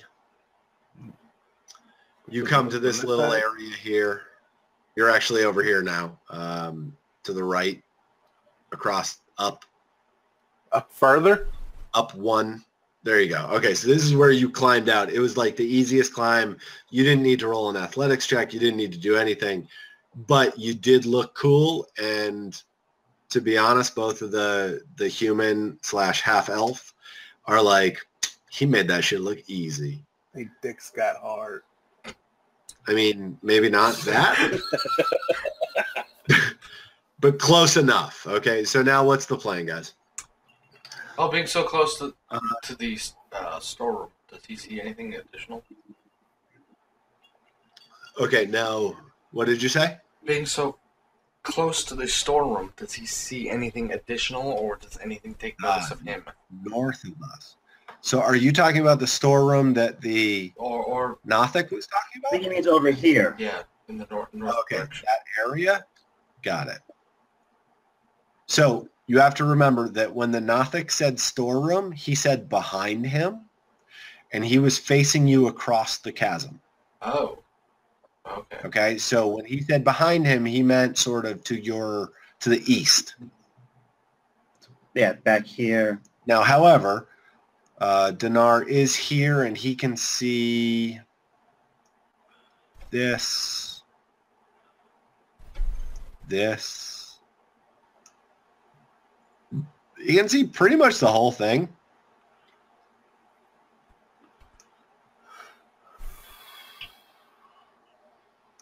Now, he basically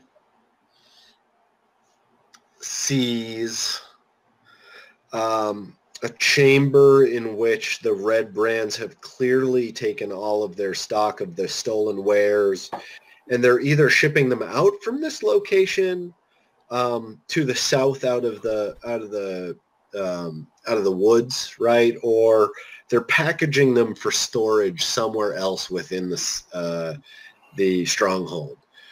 So this area is the north end of a large natural cavern, but it has been finished with dressed stone block walls. So it's different from the cavern. The cavern is like, the cavern looks like it would be a regular, like if you found a cave inside of a cliff. Looks you know more what I mean? natural. Natural, 100%. So like, honestly, this makes you think that what the Nothic has been telling you is the truth. And because now you've gotten into this other area where it's like the stone has been, you know, forged and stuff, right? So several barrels are stored there against the wall, along with a number of empty crates, straw for packing, hammers for pounding, pry bars for prying, and nails for nailing. The cavern continues, obviously, to the south of that, but it doesn't seem like there's anything to the north. There's a little alcove off to the northeast, and then there's a solid wall to the west. So this is a solid wall here? Yeah, let me expand that a little bit. Sorry.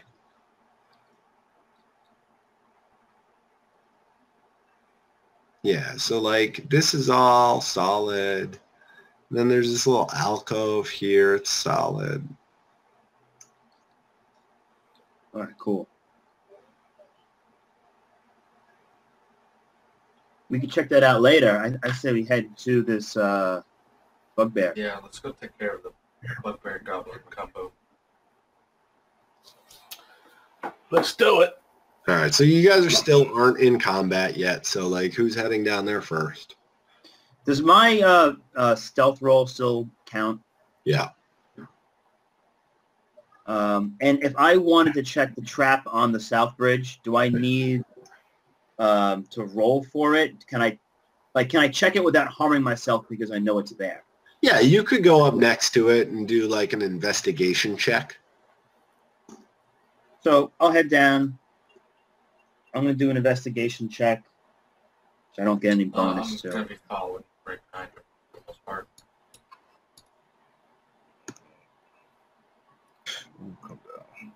Looks good. I don't trust it. Dinar, you might want to do a check before you cross that bridge. But I know the bomb's there too, right? We don't have to check it. Well, we have to disarm it in some way. The Nothic told you it was trapped. All right. So and he says at this point, because he sees that the halfling went up, or the half elf went up to it first. So is that a perception or an investigate? Investigation. All right. Investigation for me, Zach. Yeah. No, I know. Oh, you don't have one? It's a negative. It says -1. Does that sound about right? Yeah, because it's probably your intelligence. Intelligence. 7. Yeah, same thing. You think it doesn't look trapped, but in your head you hear, "Don't cross. All right. You're too heavy. All right. The half elf might make it if he took off his armor, but the dragonborn won't. Don't tempt fate. I've told you, it's trapped." Now, can I do an agility roll and see if I can jump down and jump on the other side? You do, I would say, an athletics check for you, not agility, because I think your athletics is... To make it simpler, can't Dinar just come back, just like walk around? Yeah. Oh, yeah, 100%. I was going to say, Dinar should probably walk around back to the North Bridge instead of just do this. Potentially hurting himself. All right, so you've walked around? Yeah.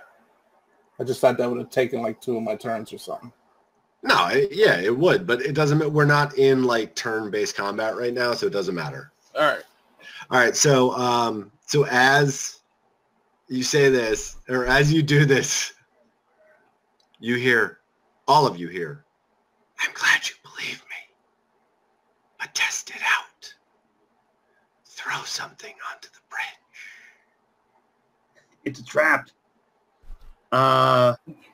I pick up a rock and toss it on the bridge. Nothing happened. I pick up a slightly larger rock and toss it on the bridge. Let's just leave the bridge alone and let's go take care of the bugbears. Nothing happens again, but he's like, "I meant something of substance." Can you stop tempting me, Dungeon Master? Can we just get on with the fighting?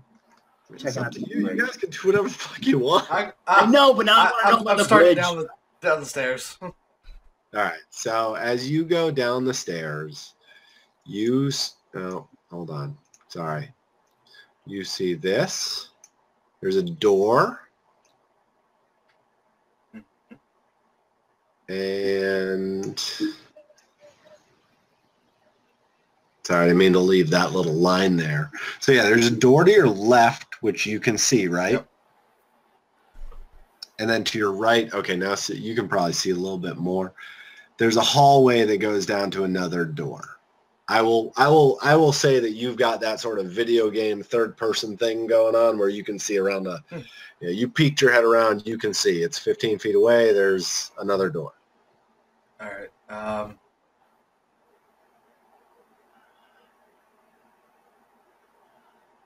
I'll go in first to this door on the left. You guys want to bust in? You guys want to follow, or do we want to leave somebody? I'm right behind. Somebody out here. I'm right behind you, bro. All right. Let's check to see if the door is locked. It's a good question.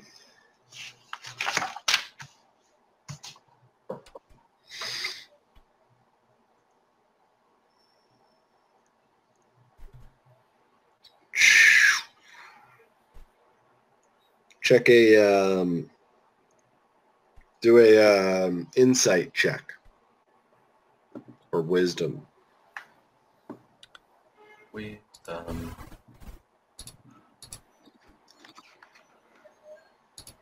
Yeah. So not only do you realize it's unlocked, it is not trapped.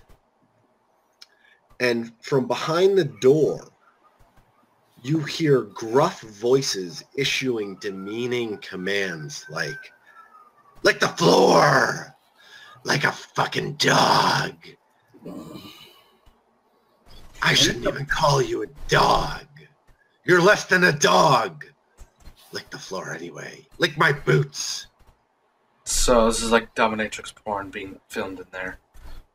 Yeah, right? What did we walk into? Well, remember, you were told it's two bugbears and a puny goblin. Yeah. So, I'd be like, 1, 2, bust the fucking door in. Let's go. Okay. Yeah. So everybody's sort of along that lines. John, why don't you go north of Dorn and Dinar can go east of Dorn one spot. And that way you're all basically getting into the room relatively at the same time.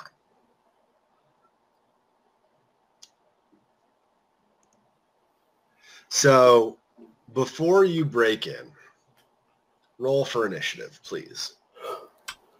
Dun, dun, dun, dun, dun. Ayo. Oh, mine should have been a 10. Crap. Okay. I forgot to add +1. That's okay.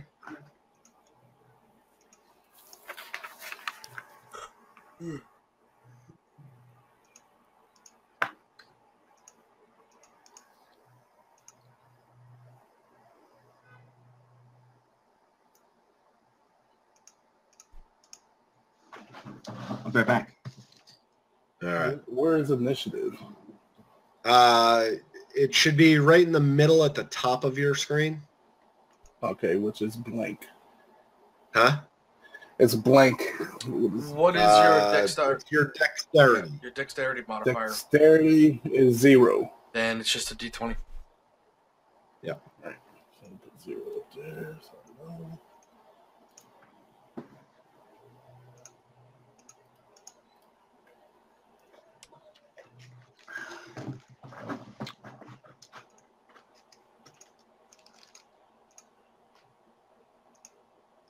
Okay, so as soon as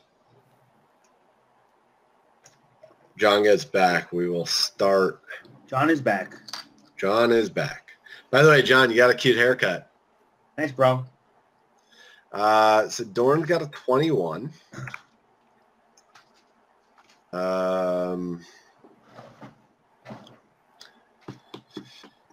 Romo gets a 9. 10. That's right. Dinar gets a 7.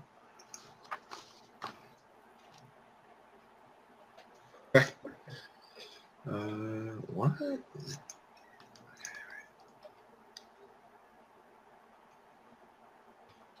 All right, so Dorn, tell me what you're gonna do. So, doing the countdown, let the other guys know that we're gonna go. As soon as I get to 0, I'm just basically gonna shove my entire body weight against the door to fling it open, and go for the first enemy that I see. Okay. Hang on. Sorry. I apologize. I'm just trying to copy and paste this GM role thing. I really should have done this beforehand. I apologize. Note to self / you guys should remind me that I should pre-roll all of the why'd you roll to me? Just because John? I could. Okay, thanks. Appreciate that. Yeah, no, I should pre-roll my stuff just so that, like that way you guys aren't waiting on me. I mean, like enemy initiatives and whatnot. Yeah, exactly.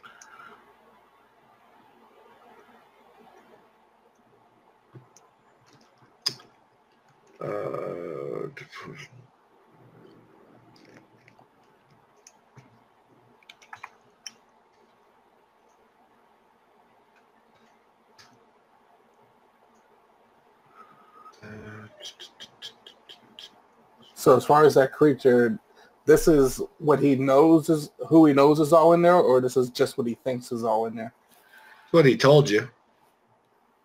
So it's what he thinks. It's what he told you. But we can't do like perception checks through doors and stuff, right? So I mean, you could. And Dorn already did, and he understood that he heard some gruff voices being assholes, basically, to one person. all right. All right, so we are ready to roll. So Dorn, go for it.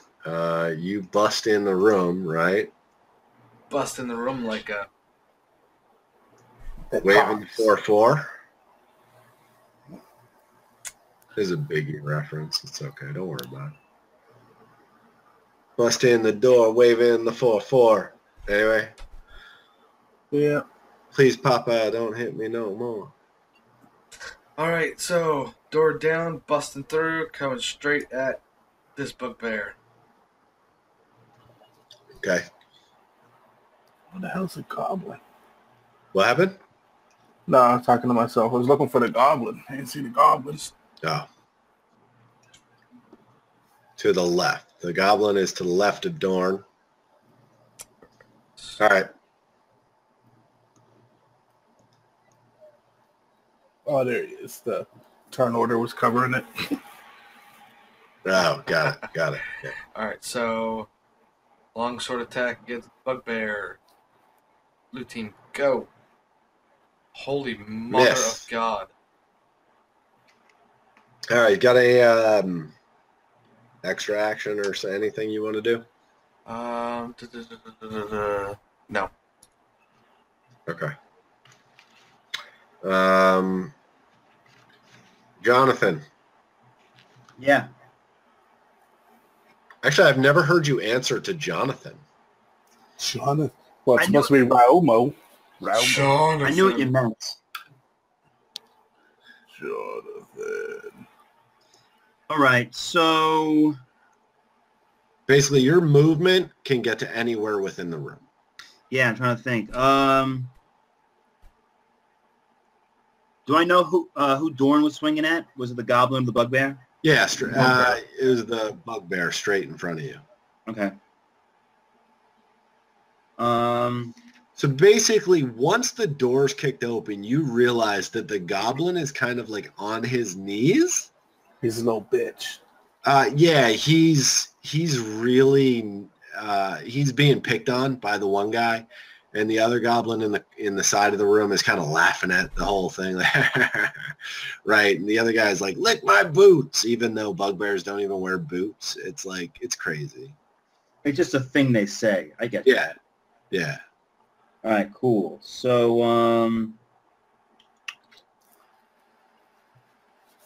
these two guys. All right, so let me run in to. Yeah, you can move your own character anywhere you want. Yeah, I'm just thinking who I want to attack first. I'm gonna go after the same guy that Dorn was going after. Yep. And I'm gonna attack him with my longsword. Yeah, you are. Yeah, you are. Yeah, you guys know what's up. And here we go. Oh, and as I get Do we need to play like special music for that or something? Bow, chicka, bow, bow, bow, yeah. Hit it with my longsword. Lick my boots. That was yeah. hit it with my longsword. And unfortunately, you miss. Doesn't that suck? It's the worst feeling ever. Dude, I always do it. All right, that's it. That's all I really can do. Dorn, it's your turn. You can move anywhere within the room that you please, and you'll be good. I'm going to the guy that's solo. Okay. Are you going to attack him? Yes, I'm going to attack the Which shit out of weapon him. are you going to use? Are you going to use your great sword? My great sword. Okay.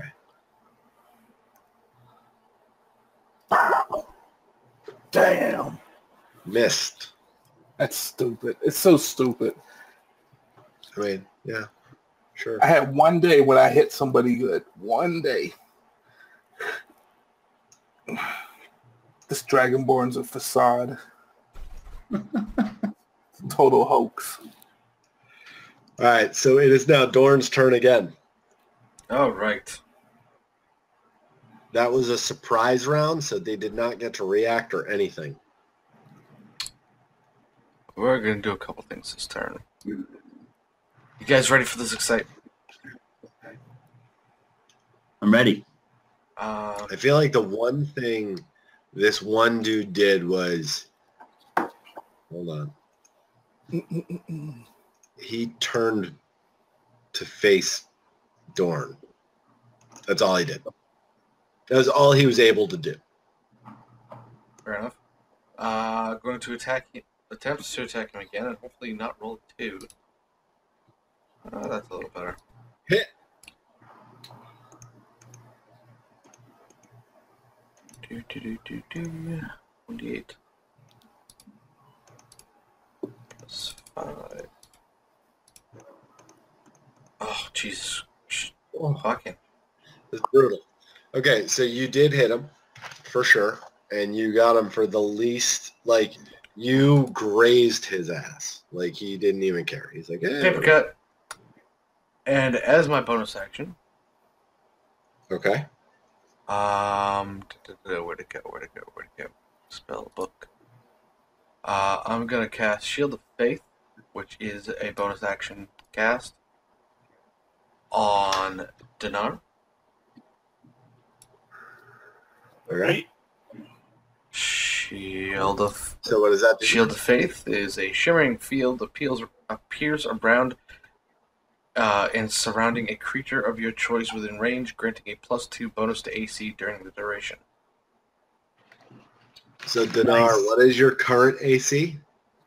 Give me a second. 13. It is now 15 for 10 minutes. All right. All right. I'm going to pretend you raged as a bonus action prior to attacking last time. Because I feel like you should have. Well, I was going to rage this time. It doesn't. Oh, you're going to rage now? Yeah. It's fine. Okay. That's cool.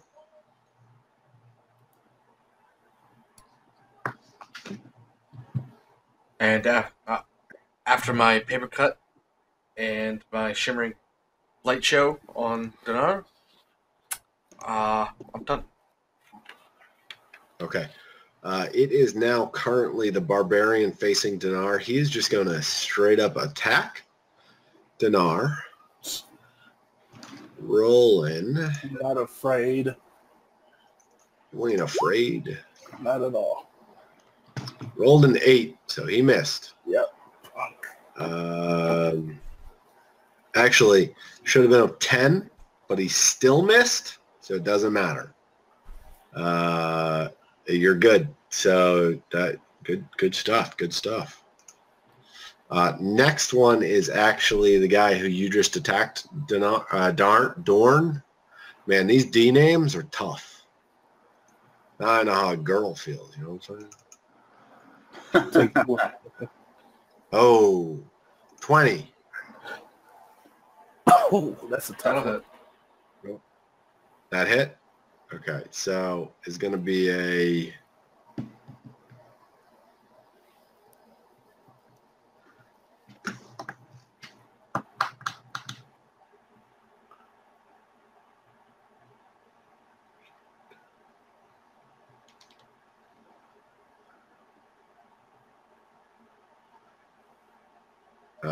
Okay, so he's going to hit you with a Morning Star,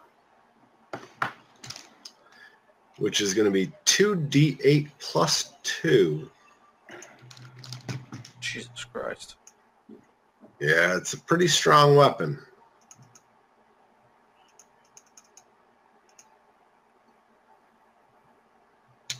Nine points of damage. Oakley dokley. Okay. That tickled. A little bit. Okay, so it is currently Raoul's turn. I mean, Romo. Sorry, Romo. I'm going to attack the bugbear who I'm in front of. Yep. Same deal. Makes sense. Here we go. Fuck. That's a miss. Anything as a bonus action, as a maybe cleric bonus action? I pray that my next roll's better. That's good. I like it. Okay, so now it is the goblin's turn. He's kneeling down already. And basically what he does is he scurries this way. So Dorn gets a hit on him. So Dorn, roll an attack. Regular melee attack. Was that it? 11?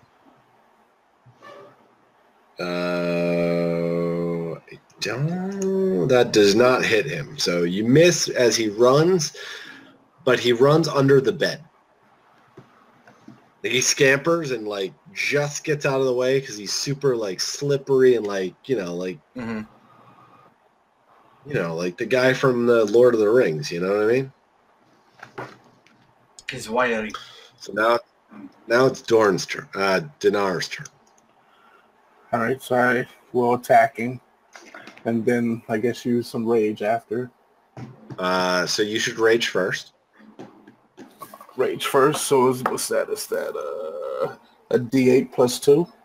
Well, basically, when you rage, you gain a bonus to the damage roll. So you should rage first and then hit second. All right. But I mean, to roll a rage, it's You don't roll a rage. D8 plus. Okay, you roll and then just rage. All right. You're like, I'm pissed off. There you go. Now I'm pissed. So yeah, that hits the bugbear. So now, since you're raging, you end up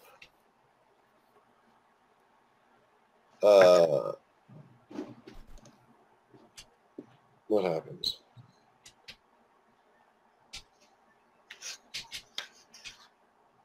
So you get +2 on your rage damage. So when you roll your 2d8 or whatever it is, right?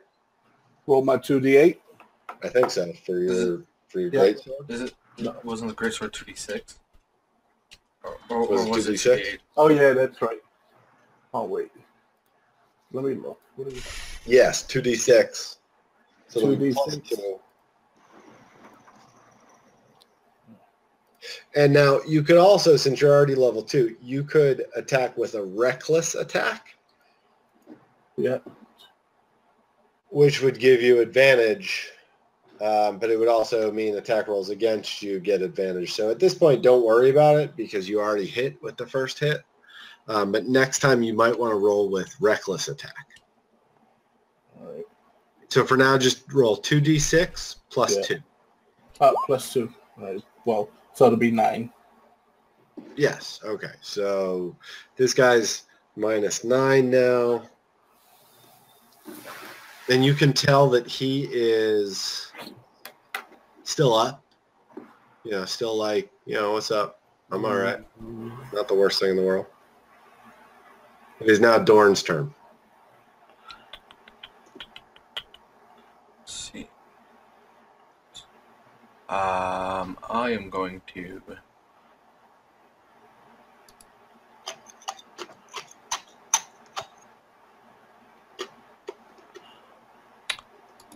I'm going to touch myself with some Cure Wounds. Okay. Is that a bonus action or an action? Action. The action. A creature you touch regains the number of hit points equal to 1d8 plus your spell ability modifier, which is +5. So 8 5. I gain 10 back. Okay. So do you have a bonus action this round? I do not. Okay. So it is going to be the bugbear's turn, and he is going to attack Dinar again. Yeah, bring it on. Bring it on. And it is the...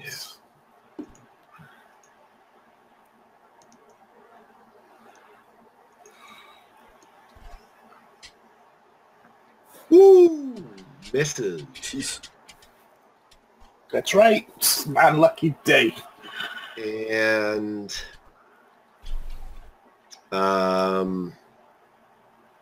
second bugbear is going to attack Dorn. Again. Dorn, what's your AC? He misses. And now it is Ramo's turn. I'm going to attack the bugbear in front of me. Okay.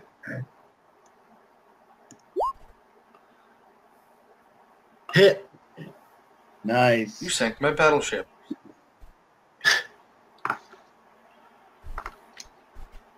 Now, are you guys also using your +1 from your whetstone / sharpening? I am. Dan? I don't have a whetstone. You did, though. You got your greatsword You got it sharpened at the... All right, well, I did it. Okay. It's all right. You rolled so low last time that it didn't matter. But going forward, add a +1 to whatever your initial attack is. Okay. Is it also damage as well? It is if you hit, but you first have to hit. So would Dinar's earlier attack be -10 10. What? Dinar's last attack, where he hit him. Yeah. Dinar hit the bugbear for 9, but Okay. Then yeah, it should be plus 10. My bad. No, that's fine. I'm gonna add it.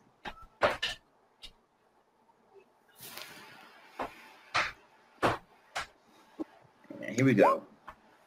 Respectable.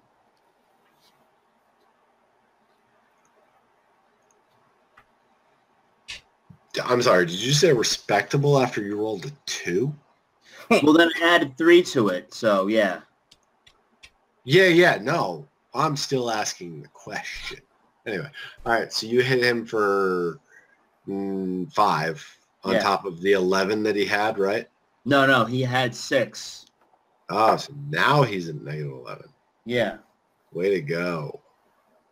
The goblin still cowers.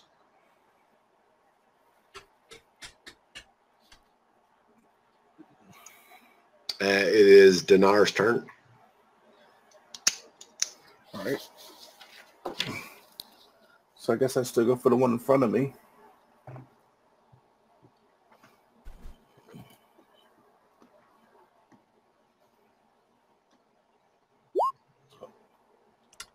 Nat 20. Okay, so you're going to double your damage die. So you're going to do 4d6.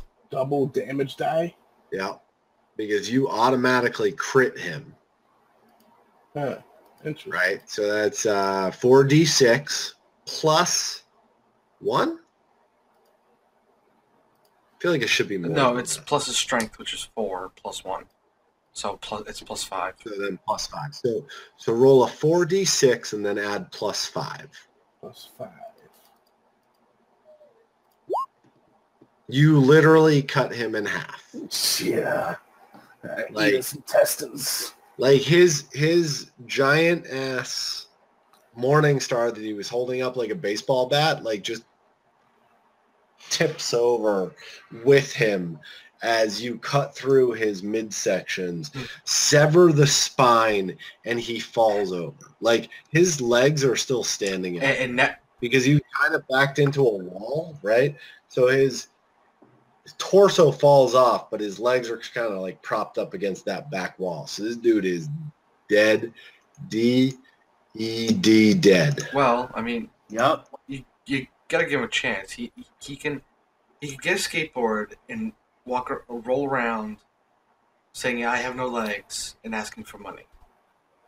This isn't the movie Kids. Okay? That I had on VHS tape when we were in college. Okay? I have no legs.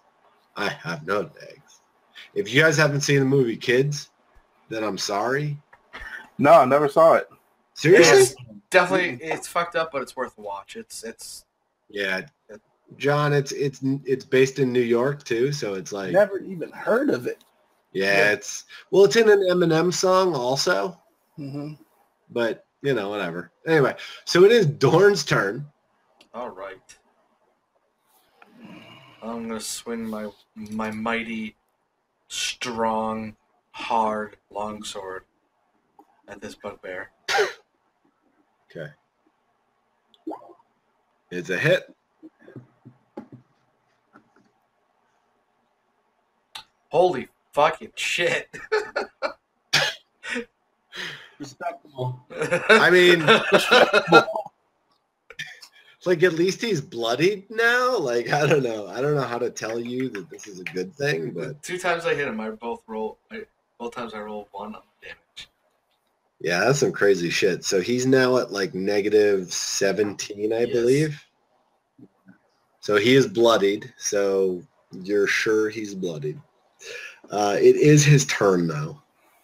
And he's going to turn right on you again. He's going to roll that D20 plus 4. 15? Nope, and he misses.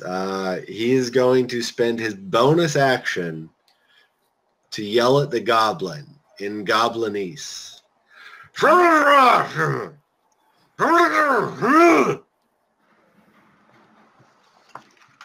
And so as he yells this, you see the goblin's head poke out from under the bed that he is hiding under. And then quickly cower back under it. It is Ramo's turn. All right. So let me see something.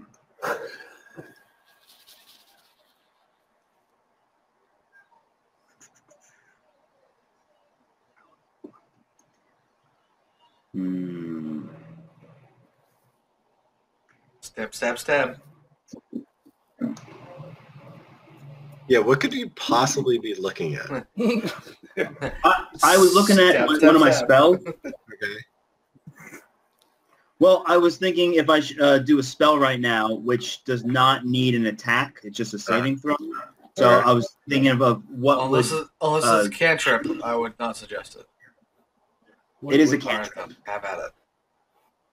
Yeah, so I'm going to use my Sacred Flame cantrip. Of course you are. Yeah. And burn his penis off. yeah. This is what it looks like, by the way, when he does it. He goes like this, and he's like...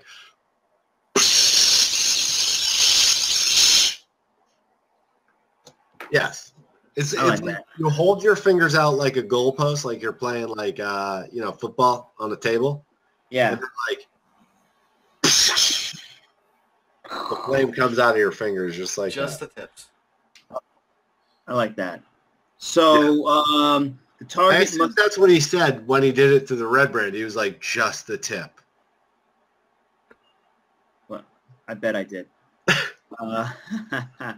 Target must succeed on a dexterity saving throw.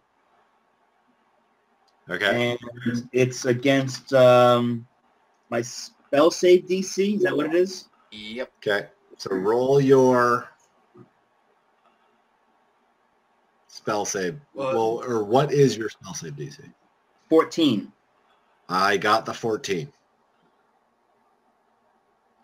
So I saved. So it's half damage, I think? I think so. What does it say? What does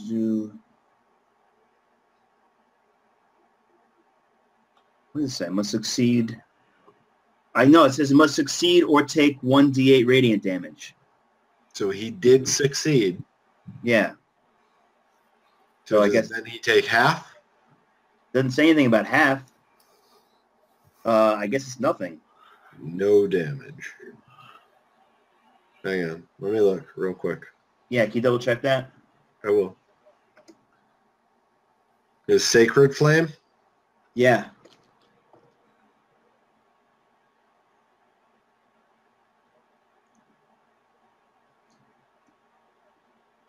Yeah, I think, yep, so he succeeded his dexterity, unfortunately for you. So, it's your turn now. It's still your turn. You still have an action and a movement. Oh, so I could attack too? Yeah, because that was a cantrip, right? Yeah, but I thought a cantrip would be a full action. Well, it depends. Hold on, I'm looking.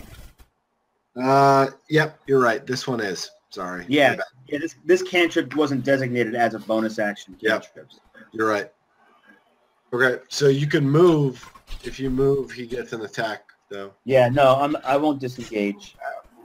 Just like okay, so at this point, the goblin looks out. He sees one of his brethren get killed. Hey, you wouldn't even call it brethren. He kind of smiles when he sees that guy get killed. He ducks his head back under the bed and says, "Good job!"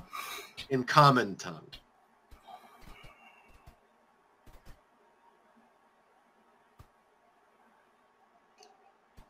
Dinar, it's your turn. all right, so I guess I'll come over and help out with this guy. All right. Where are you going to go? Right here. Okay. Bring down the meat cleaver. Yeah. Pretty much.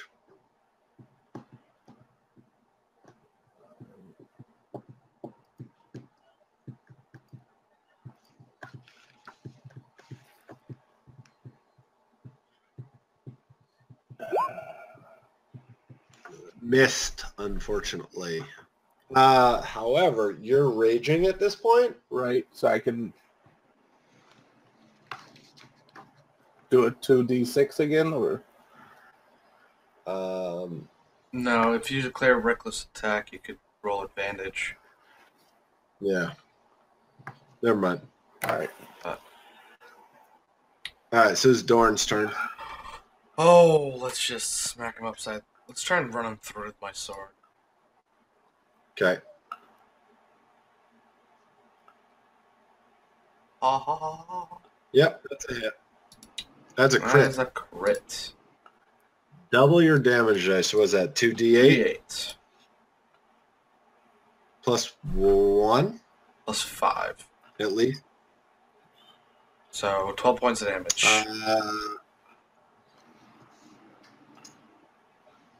Yeah, I mean, like, he dead. So, like, how do you kill him? Like, what do you do? How does that work? Let's take the sword, find one of those nice little nooks and crannies between his rib cage, and just slide it on up through, right up through into his back and out his back.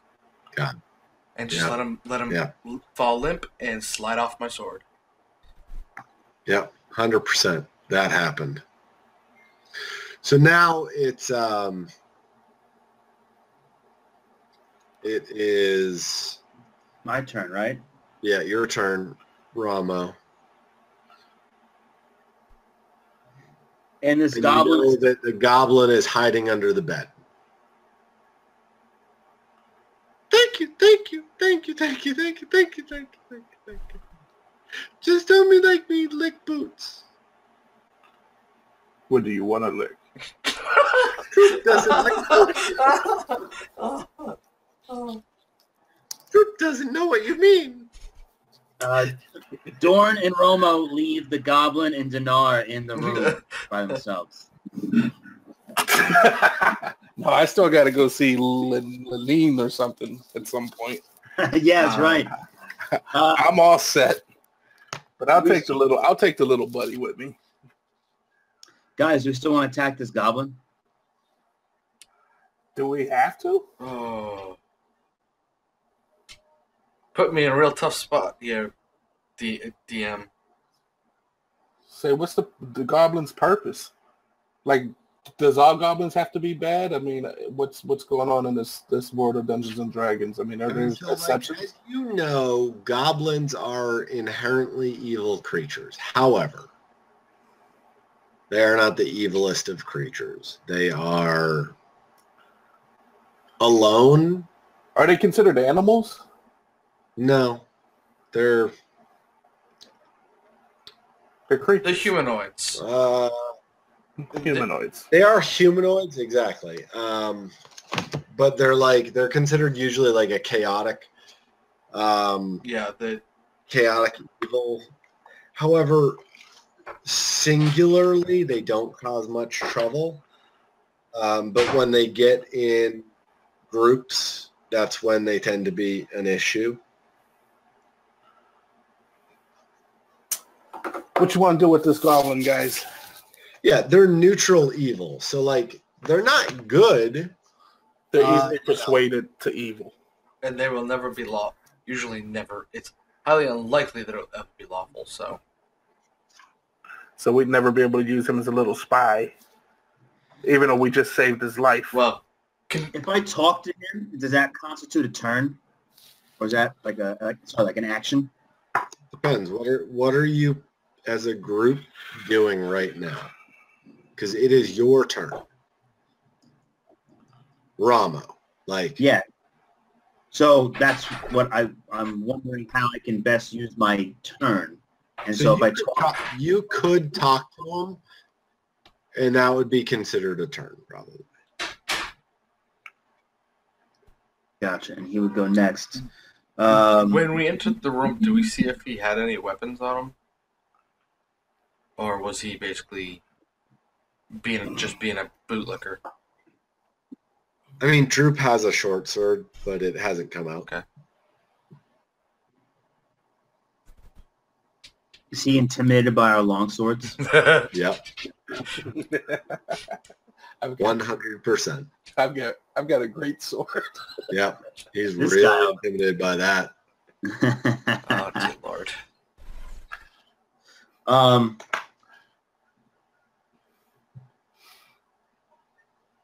So I want to, all right, so I shot in command to the goblin to drop his weapons and come out from under the bed. He throws his sword out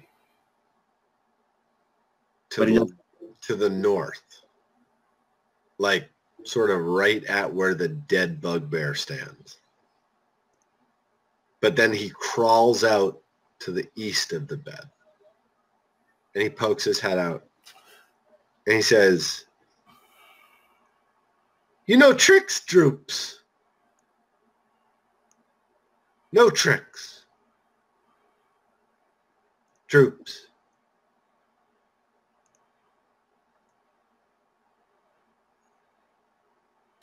Okay. So, well, okay, so hang on. So he's now out from under the bed over here, in front of me. His like face is out from under the bed, Okay. which is really creating a great guillotine situation. I hope my partners recognize that. So since I've spoken to him, is my turn over with, unless I want to move? I mean, it's your and his turn at the same time, so you can kind of have this moment as long as Dorn or Dinar don't Exactly. I'm happy you said it. interrupt, I suppose. So all right, so I continue to shout to the goblin and tell him, yeah, give me a reason why we shouldn't just chop your head off right now. You're shouting it? He's standing right next to you. It's in the middle of battle. I'm amped up. I had a rock star energy drink. Why? Why yell? A rock star, did you drink? No yells at Droop. Droops is behaving. Droops licks boots. And You trying to lick my boot? he reaches out his tongue to your boot. I give him a little of this. Watch it. Is that your only purpose here with the bugbears? He looks at you very confused. He doesn't understand what that means. Yeah, I did too. That's my little flame move. Yeah, but he doesn't know that because in his presence, you didn't pull it off. I know, but I saw a little flame. That just means you have a lighter between your fingers, basically. He's like, I don't understand. I'm just telling him, I'm warning him, don't get any closer with this. All right. So I don't shout at him, and I just ask him, why should we not kill you right now? Droops not attack you. Droops prisoner. Seems a little mentally deficient to me. Yeah, he's missing a few goblin cells. I look back at Dorn and Dinar. What the fuck you want to do? I have no reason to kill him. I got a soft spot for little creatures, so. Does Should we just tie him up? Droops helps. Droops helps. Helps how? How do you want to help? Droops tells you. Droops tells you. Tells us what? About the keys. Oh, the keys? Oh, all right. Tell me about the keys, bro. Yeah. Florida keys? What kind of keys? Alicia keys? Alicia, all right, I'm in. Check the bugbear. He's got keys.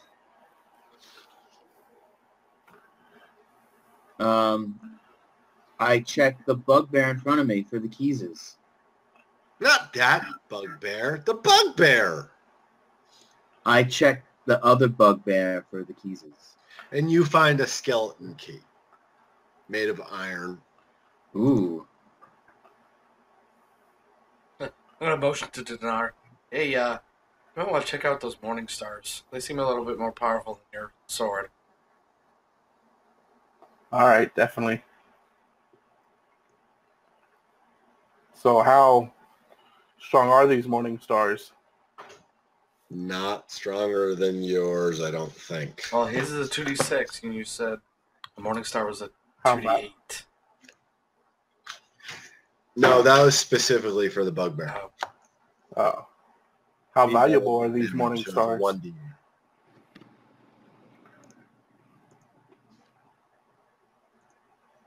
Yeah, so because the bugbears are quote-unquote brutes, their melee weapons deal an extra die of its damage when it hits. So it would be just a 1d8. So it's I mean, it's the same thing. Like you could you could pick it up. It's fine. It's nothing special though. So I get back to it. I asked the troops, groups, what this key opens. Doors. Which door? Oh. Special door. Oh, just kill him now. Kill him now. Oh my god.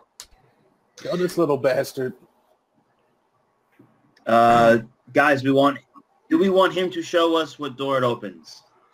By the way, while you were searching that second bugbear, you found a coin purse filled with 33 silver. Oh, sweet. So you should write I'm going to go inspect the door. Does the door have an actual lock on it? What door? The door to this room. Probably a does have a lock on it. It was unlocked though when you came in. Okay. Is it like a keyhole lock or just like a latch lock? There's a latch on the inside. There is a key that would work from the inside or outside. So there's two locks. There's a latch from the inside only. Mm-hmm. And then there's a keyhole, like a skeleton key, from the inside or outside. Ramo, you also find on the bugbear that Dinar killed, but now you are looting, he has a eye patch made of black leather fit with semi-precious stones. And as you take it off of him, the goblin Droop sort of squeals out, "Ha ha! Mocks his eye patch, mocks his eye patch." Haha, yeah, eye patch. From what you can understand, it's somewhere in the like 30 to 60 gold range. Oh shit. Yeah, the stones on it are pretty nice.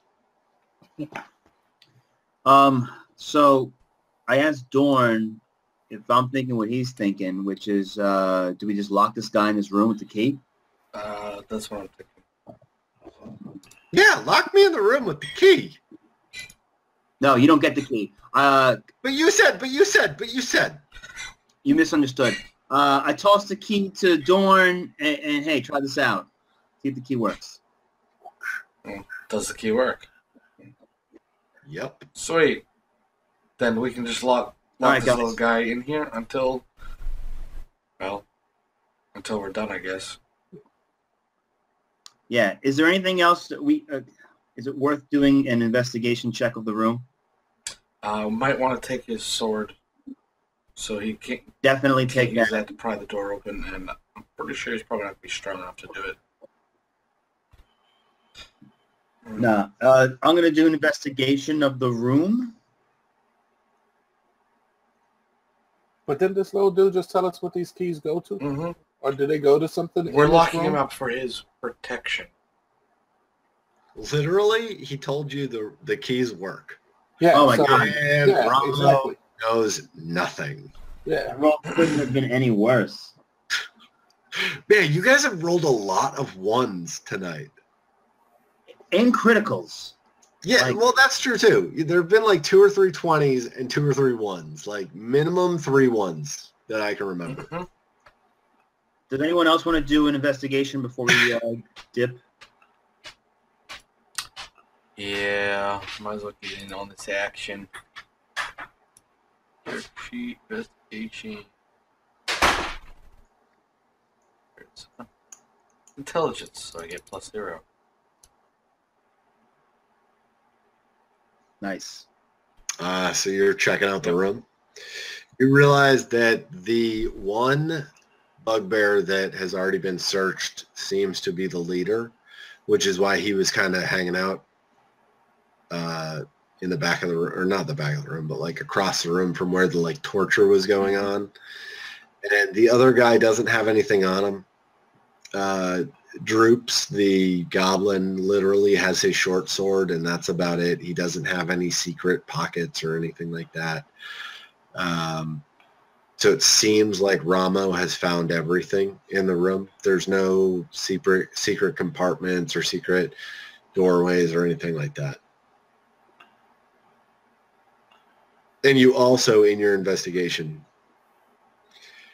it's part of like you're checking out the door. It works. Like the key works for this door. Like you can lock it from the outside and he'll be locked in here. Okay. I suggest we tell the little guy that for his own safety and protection, he should stay in this room. We will lock the door behind us. And we'll... Of course, Master. Of course. We'll come Whatever back for you say. afterwards. Take the bodies, though. Please. Can we feed them to our friend? The A down No. payment on our agreement. yeah.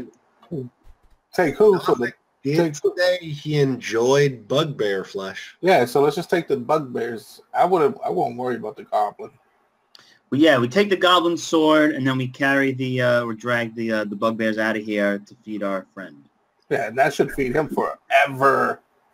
Probably about 4 months. Yeah, exactly. That's a pretty long time.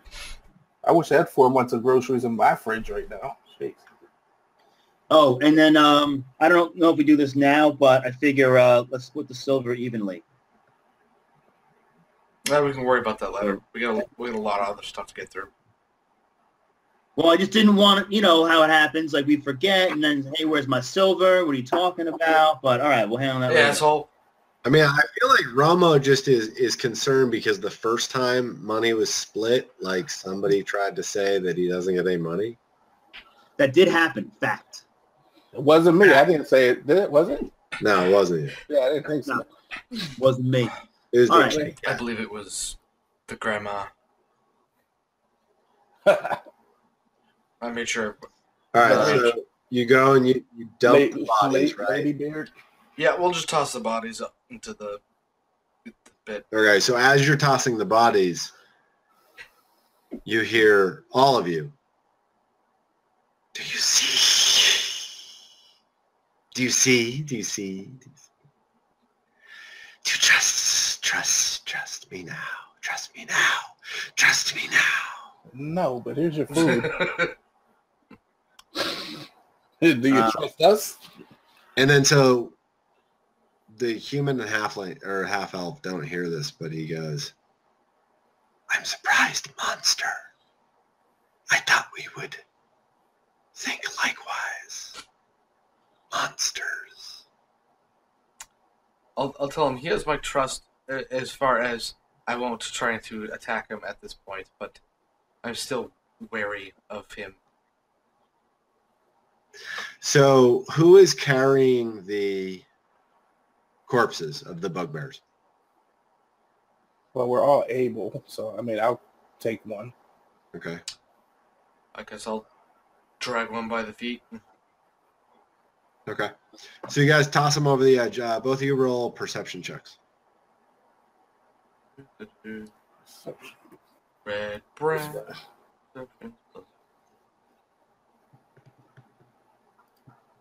Bah!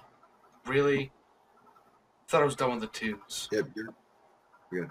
So Dinar, as you're throwing the bugbear over, you notice there is a human body very slightly decomposed in commoner's clothing at the bottom of the middle of the cavern, what's it called? The crevasse. Thank you. Yeah. So as you're throwing this evil character over, you see a human of some sort in commoner's clothing. You're not really sure what it is, but maybe you can investigate next week. All right. I will investigate the body. So just beware. I feel like you did this right over the middle because you were trying to avoid the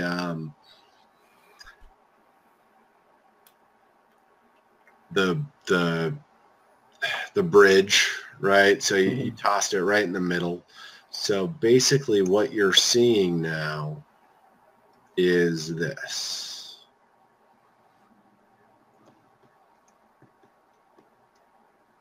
Right in the middle of the crevasse. Okay. You didn't really notice it when you were checking out the... Should I go stand next to it now so we remember, or? Yeah, you're on top of it. You're above it. All right. You're not underneath, but...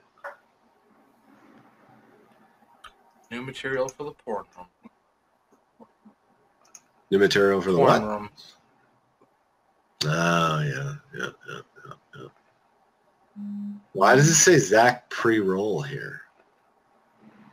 John. That was your reminder. Oh, yeah, thanks. Appreciate that. But I wrote it in the black where no one else can see. So Yeah. No, I totally see that. It's funny. All right, so it's like 10, almost 10:15. Yeah. I think that's good for tonight. I'm pretty beat. Yeah. How do you guys feel about today's adventure? All right. I guess. We didn't make it to the mansion yet, but... Well, I mean, you're underneath.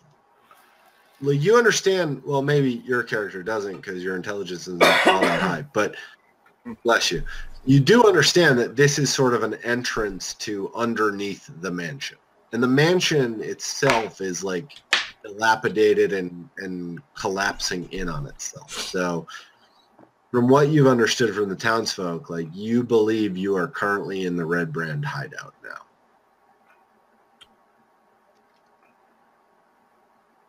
Cool. I think we got some more ass kicking to do. All right. Well, maybe a cat will join you next week. Maybe, huh? Maybe. Stop following the catnip. Seriously, he needs to, or she needs to stop trying to get laid by other cats. That's all I'm saying. The lady beard man. He texted me and he goes, "Hey, can you just tell me what the story's going to be as for why my character is missing?" And John John actually told me, he was like, yeah, maybe he like goes and tries to like explore the cat population in this town. I was like, that's really close to it, but I'm going to fuck it up. I'm going to make him go try to fuck another cat.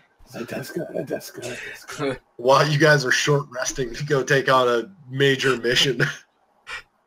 So does he turn into a female cat or a male cat? Oh, no, he's 100% a female cat because he's a female dwarf. Well, because earlier he said he went chasing for a female cat, so I thought he was like a No, I'm cat. saying he was a female and he wasn't, or she wasn't spayed yet. That's what I meant to say. If I messed it up, please forgive me. My apologies. Well, I just wondering if he was lesbian. That's all. I mean, he might be. You never know. That's all. I am telling this story like 10 miles away from Provincetown. I don't get it. Gotta love those cock hats. Look it up, that- Ramo. New England? Provincetown. Cape Cod. Oh yeah, definitely look that up. The pussy gets a little pussy in P-Town. Yeah, the pussy gets some pussy.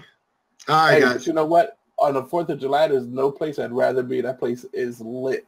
Oh, it's total. It's no. As the kids say it these days, it's litty. It's litty. They're saying that? God, Whatever. shit, It's great. Oh, this is where the Mayflower landed. I mean, it passed by there. Yeah.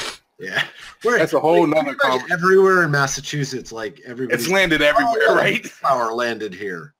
Okay. Oh, I get it now. It's a vacation destination of the LGBTQ community. There you go. Thank you, Wikipedia. It's literally the first place I ever saw a dude in assless chaps.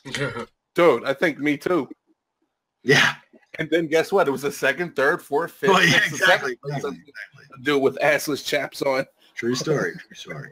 And they were all next to each other. That's a whole lot of ass. Yeah. I mean, besides, what was that movie called? Police Academy. I don't remember that scene. The gay bar? It's a pretty old movie at this point. Yeah. All right, guys. So Paul had asked me if anybody was around for this weekend, like Saturday, Sunday, Monday. Yep. I don't know. I am here all of those days. Okay. I think I'm busy Sunday. No child rearing duties. I'll have to check. I think daycare might be closed on Monday. Okay. So maybe Monday.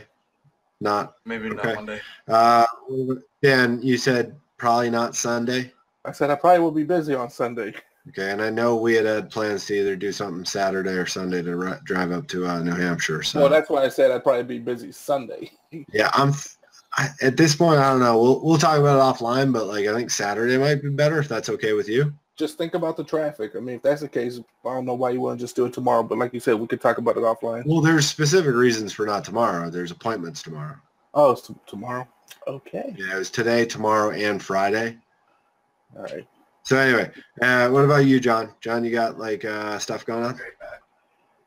Kind of. I gotta see what PG's schedule is. I was planning to go down to the beach for kind of like a long weekend.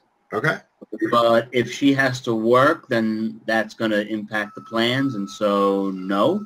Okay. So it's kind of like play it by ear. I'll know more like on Saturday or some shit. Yeah, sounds good. I think we'll all maybe touch base again on like Friday evening around then probably. Like I'll text you guys separately because I know my plans are obviously, intact with Dad and stuff like that. So depending on what goes on, I'll text you guys